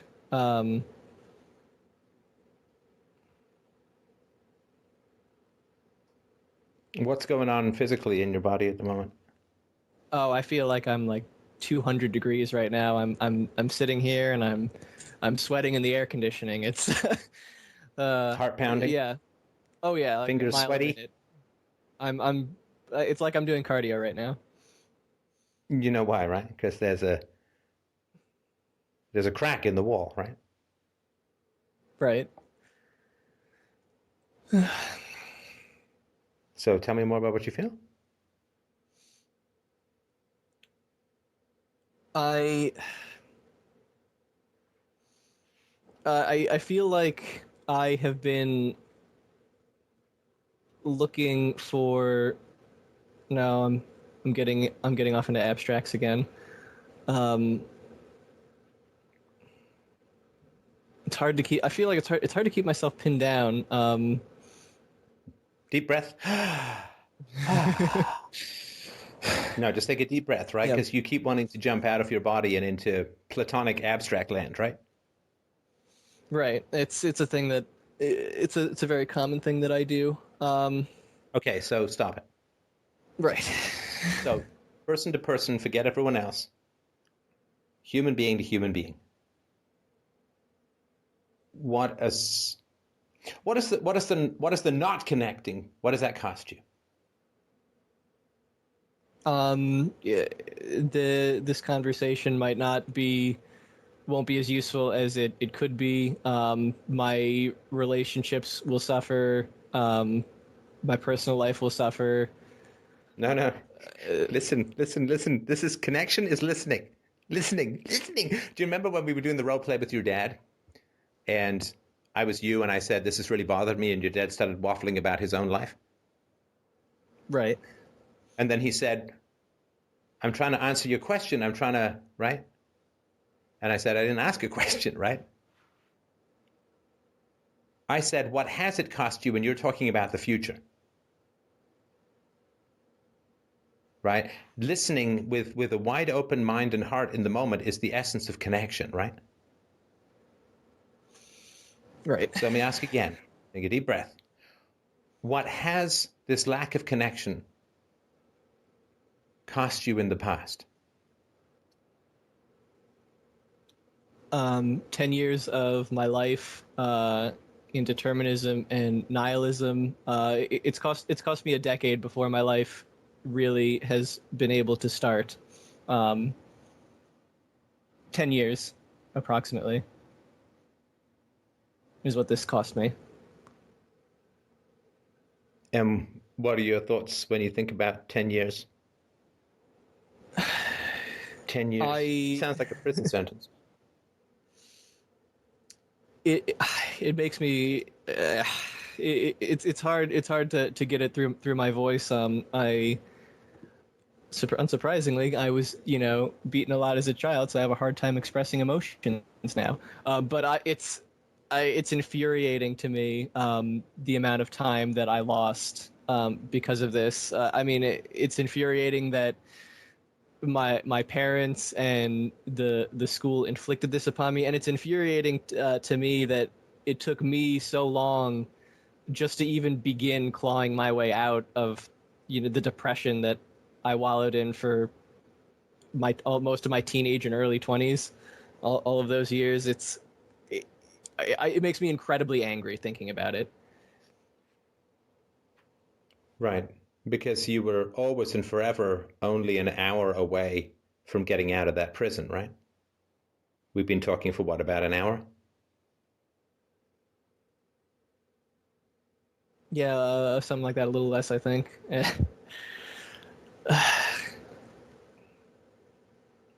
Right. It's like you've got someone dying in the living room for 10 years and 3 drops of a medicine that comes out of a tap is denied to them. And everyone just waltzes around like nobody's turning blue on the couch, right?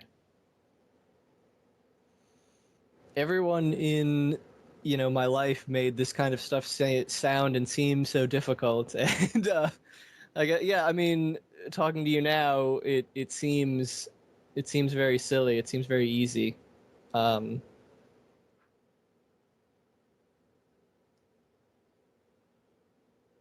Yeah, At least in the it's just abstract. talking and listening. It's without the filter. It's just talking and listening, Earlier when I was talking about, yes, she's my mother and that's why she's not dead. I mean, there was like, oh, that's a filter, right? Oh, I shouldn't say that, whatever, right? But it's like, no, I always want to be honest. I've thought about that. We have so many private thoughts that isolate us, that we think, oh, it's just me who thinks that, When comedians make jokes, as I said with Joe Rogan, I mean, just talking a lot about the private thoughts, like there was, I think on the first SNL, George Carlin was there and he said something like, I like to watch old movies and wonder how many of the extras are still alive. It's like, I think about that every time I watch one of those old, like, we have these private thoughts and we censor and we filter. And thus we isolate and our true selves become like an embarrassing sin, We all sometimes eat too much. We all masturbate. We all fantasize. We're all cowards sometimes. We're all brave sometimes. We all appease, but we keep these things to ourselves so much. So it's just a simple act of, we're always thinking, right? Nobody has any shortage of anything to say, right? But we when we grow up in unconnected environments, we're just so used to censorship because we don't want to. You can't dance with free abandon through a minefield, right? You constantly got to. Do I put my foot here? Is there a click? Am I going to lose a leg? Right? You're just afraid of spontaneity, afraid of connection, afraid of honesty all the time. Everything becomes so complicated.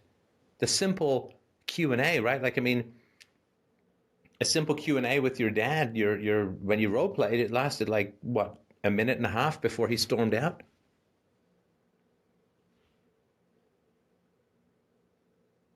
We can only connect in reality, and what we think is our reality. It's who we are. It's the reality of who we are.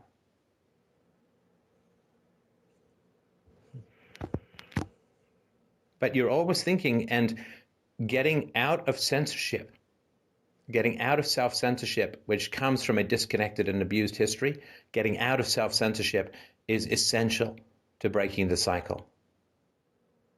When you really connect with someone, you cannot harm them.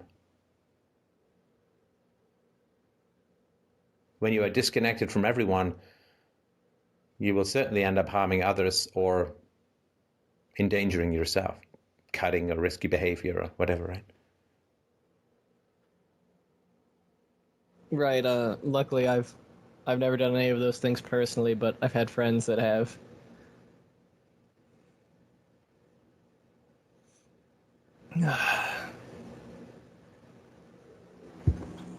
Yeah, there's a lot to think about. I thought that I was getting better with the self-censorship thing, but I don't think that now. I mean, Look, you were it's just clearly. your unconscious was like, this is so common, and I do this 7 hour or 8 hours a week just in these call-in shows, and this is so common. Your unconscious floats up bullshit and sees if anyone notices. Right? Like in the old World War I, they used to put one of their helmets up on a stick to see if there was a sniper. So we put bullshit shit up and see if anyone notices whether it's bullshit or not, right? It's a warning, it's a ping, it's a radar, right? Is it safe? Is it safe for me to tell the truth? Does anyone even notice if I'm lying? You don't bother coordinating your clothes to perform in front of the blind. They don't give a shit whether your shirt matches your pants because they're blind, right?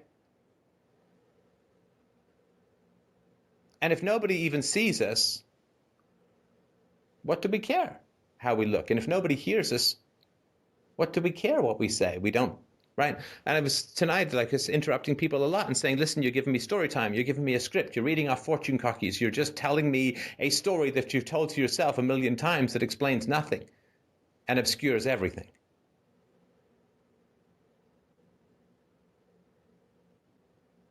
And so you, like Donnie, the ex-soldier, right? Although part of his body will forever be at war, right? Because he's injured. But Donnie was trying to give me all this stuff. Like he's just repeating this mantra, just wondering. His unconscious is like, hey, is this guy going to notice that what I'm saying it just doesn't make any sense, right? And people try that with me almost every time they call. They'll say stuff. And when you listen back to this, like you could write a book on the things that you contradicted yourself about. And I'm not criticizing in any way. I consider it a great honor that people say that stuff to me and then let me, hopefully as best I can, call them on it in a way that is productive. Right? Because it's much worse at school. Well, but it was a result of your home. Right? Anyway, so, and, I'm really close to my mom and all that, right?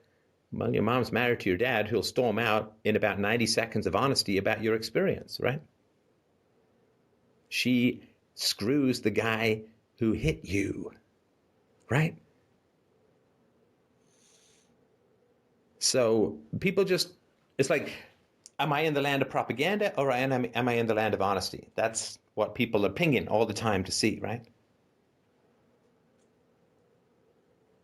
And if you're saying something that's not true, if other people just nod and smile, then you're not in a safe environment, right? You're not in a place where intimacy or connection is possible. But you need to know what's true and what's not first, right? I'm sorry, does that make any sense at all? No, that makes perfect sense. I don't know. It's a little disheartening.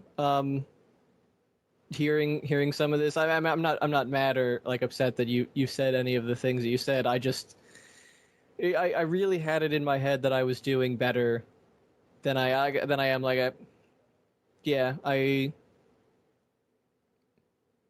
doing better than the vast majority of people.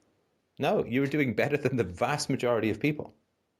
I mean, come on. How long have you been working on philosophy and self-knowledge? 4 years. Which means that you're more open to correction than most people will ever be, right? Right. I'm much more open to correction than pretty much anyone else I know right now.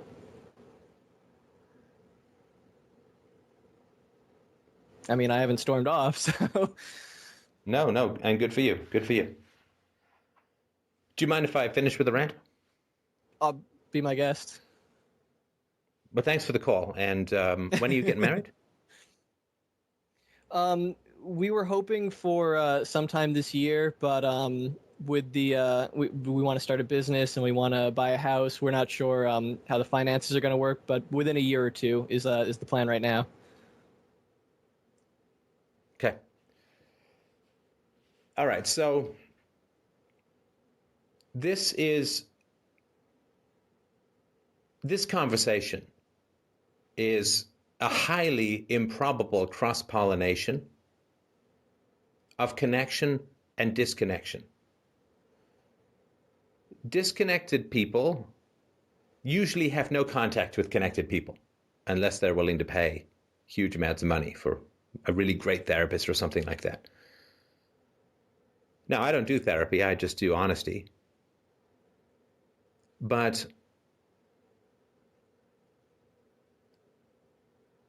this cross-pollination between connection and disconnection, between intimacy and avoidance, between integrity and dissociation,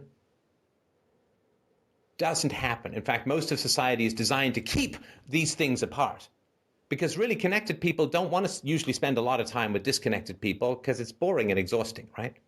And disconnected people don't want to spend a lot of time with connected people because they feel inferior. They feel their limitations. They feel their absence, and they get disoriented when somebody keeps pushing back against the things that they say that aren't true or sensible or rational. Now, people who are brought up in a connected household don't usually end up with people around them who are disconnected. In the same way that people who only speak Mandarin don't spend a lot of time with people who only speak Gaelic. People who come from disconnected households, well, the authorities in those disconnected households keep the connected people away to avoid revealing the limitations of their disconnected parenting and thus the undermining of their authority. So it's so weird and unusual for conversations like this to occur in a public, easily digestible format. So I do a lot of these truth abouts. And they're always, I mean, I don't know if they're trying to be sinister or something, but every now and then, people will say, oh yeah, you think that's the truth about Nelson Mandela? I'd like to see the truth about Stefan Molyneux. Dun, dun, dun. You know, like there's some giant mothership where we keep all the fertile women bound up and inseminated by giant hydra-headed snakes ridden by Hercules, or some weird, magnificent stuff, or some Don't sinister... talk about the mothership, Steph. Don't talk about Don't talk about the mothership. There's only one reason that the mothership is still alive anyway. But I mean, there's nothing interesting, really. But I will tell you the truth about me, if it's of interest to you. It certainly is what drives me. And it's not a secret. It's in everything that I do. But this is the truth about me. The truth about me, my friends, is this. No one who wants to come to the future need be left behind. No one who wants to join progress gets left behind. I made it out. I made it out of the abuse. I made it out of the tyranny. I made it out of the hysteria and the hypochondria and the violence and the disconnection and the chaotic stone ape brutality of my origins.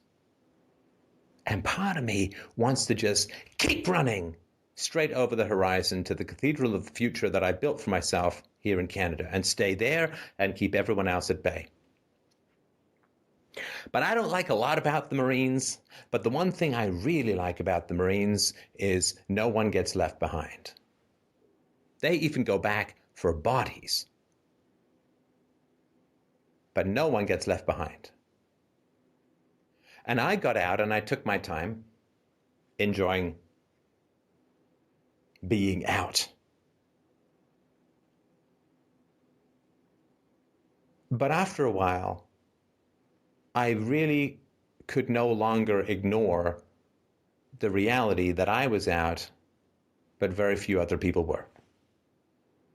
I was out of the prison planet cage of abuse. I was out of Plato's cave. I was out of illusions and delusions, and I had found improbable, mature, connected love, satisfaction, happiness, joy, connection, love. And I always knew that I had the skill and the intelligence and the verbal fluidity to do the dance that dislodges the demons.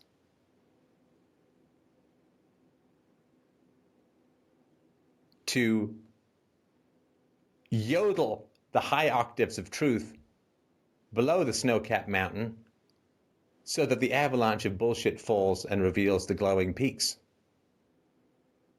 of personhood in people.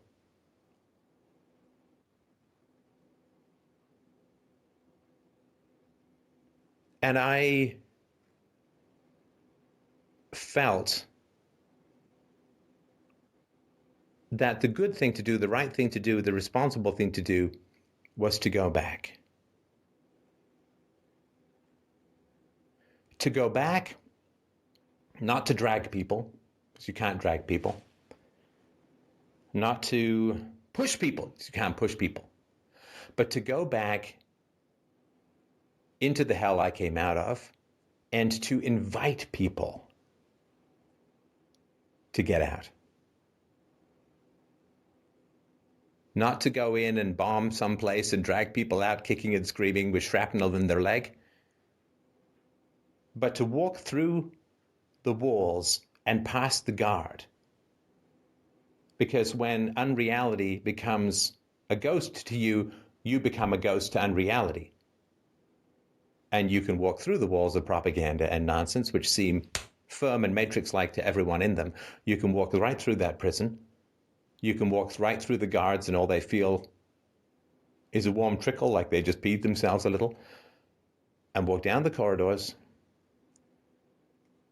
and with a breath and a blow, you can open the doors. And you can say, you don't have to stay here. You can leave. This is the past. This is falling away into the chasm of history. This is the ape-like prehistory of our species that has made it to a place of cell phones and fluorescent lightings almost entirely because not enough people have circled back who got out. And say to all of the people licking their chains and beating each other with their manacles, and all of the people cowering in the corner, like the beautiful ones of the endless mice utopia experiments, and say to them, hey, the door is open. Do you want to go? Do you want to leave? It doesn't have to be like this. You don't have to live like this. This is not life. You don't have to be a man trying to mate with ghosts until you become one.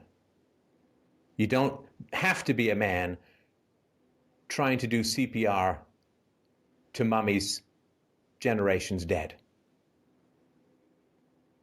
You don't have to bond with your beaters. You don't have to have affection for your abusers. You can have a standard and a principle of love and connection that entirely surmounts, repudiates, and escapes the historical interspecies predation of our collective histories. So come on, come on, come on. You don't have to stay. Through that tunnel, through that wall, over that fire, through those guards with their razor-sharp swords that never come out of their scabbards if you don't believe in them, you can get to light, to sunshine, to butterflies, to birds with rainbows for wings and unicorns and all the glorious and great things in life that you think are only myths, but are the only real things there are, in fact. The only truth about me that matters is that I made a commitment years and years ago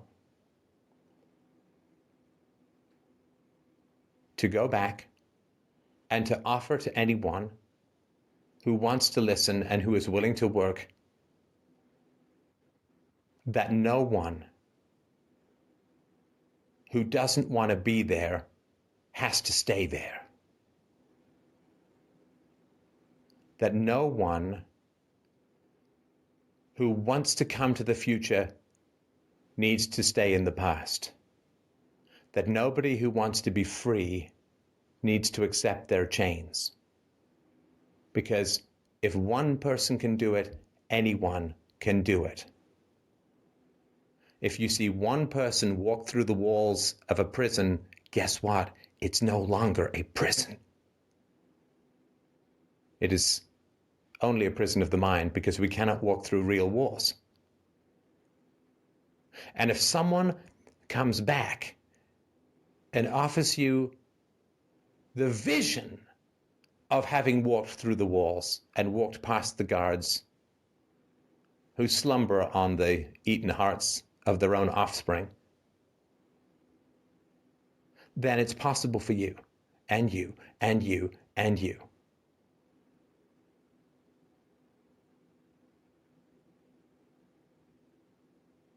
No one who wants to be free need rest in their chains. Many people gave me that gift. I am doing my best to offer that gift to everyone else. The example and the encouragement and the interaction and the cross-pollination of the future with the past. Despite all the walls and all the barriers and all the prejudices and all the cultural moats and canyons and firewalls that are supposed to keep the enlightened from the ignorant. We're supposed to escape, but we can go back and we can help others. That's the only truth about me that matters. That's the only truth that means a damn thing. And that's why I do what I do. Because it meant so much to me that a few people in my life came back and helped me. I know how powerful it can be to be exposed to something better than what you have had to endure. I know how powerful that can be. Like most of us, that's why I ask people, how is your body doing? And they say almost always the same thing when they're in a connected conversation. My heart is pounding, my hand is sweaty, I can't think, I'm 1,000 thoughts of charging around my head, and I say, that's because there's a crack in the wall. That's because there's a crack in the wall. That's because there is no wall except what you've been told. And you can walk away from abuse, and you can walk away from exploitation and blood sacrifice and intergenerational predation. You can walk away from the whole unnatural, immoral, predator-prey relationship that characterizes so much of turning and biting humankind, of the wheel of history that only ever rolls downhill. It doesn't have to be your life. It doesn't have to be the lives of your children. It can all end. It can all stop. You can move outside it. You can move beyond it. You can move past it. In the past, when we were 200 people or 100 people in a tribe, there was no escape. There was no escape. Now we can move, we can change, we can reinvent ourselves, we can find our own tribe, we can find the tribe of truth, which is not a tribe, but a genuine connection of rational minds. It doesn't have to be what came before. We don't have to accept the pension of our prior combat, for good and for ill. People are coming back to help you as they came back to help me, as I'm coming back to help you, and Mike is coming back to help you, and other people are coming back to help you. They're walking through walls. You can too. That is how the world heals. That is how the children are protected. That is how the wars end, and the rapes and the assaults and the vanity and the environmental destruction and the predation on the young, on the future, on the money, on the planet that currently characterizes what we laughingly call civilization. But we can have the true civilization, which is a civilization of voluntarism, of being guided by principles rather than history, of choosing connection rather than conformity. All the things that we know we are capable of, but we don't believe in because we've not seen it. And we are all empiricists. And that's why I try to show people in my actions, in my deeds, in my courage, in my conversations, what is possible. What one person can do, another person can do.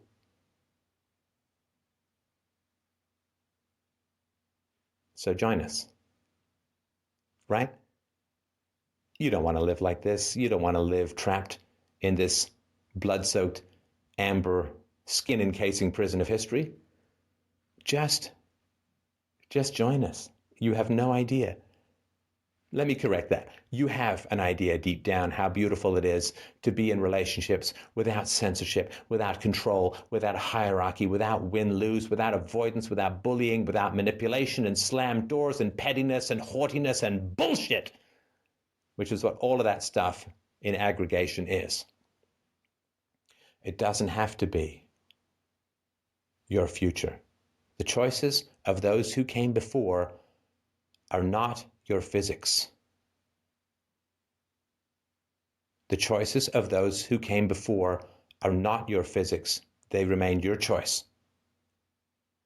And I thoroughly and encouragingly and joyfully invite you to step out of the prison of history, individually and collectively, and let nothing come between your heart and other people. Let no cloud of history, no scar of history, no downtrodden hoofprint on your face of history come between your heart and its connection with good people. If you cannot connect with the people around you, strive to find people you can connect with. But let no cloud of history come between you and who you can connect with. That is how history wins.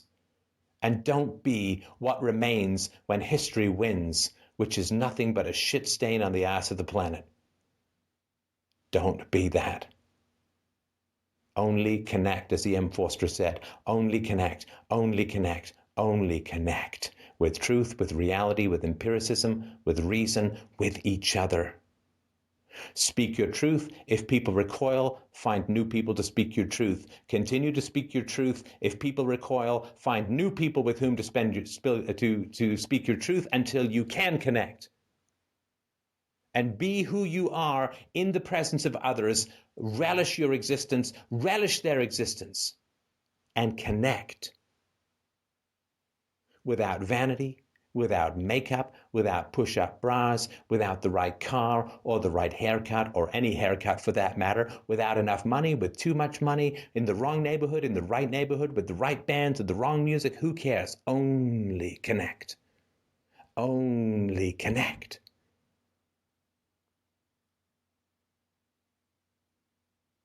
And when we connect with each other, we free the world. And that's the only truth that there is around me. All right. Thanks, everyone. Take care.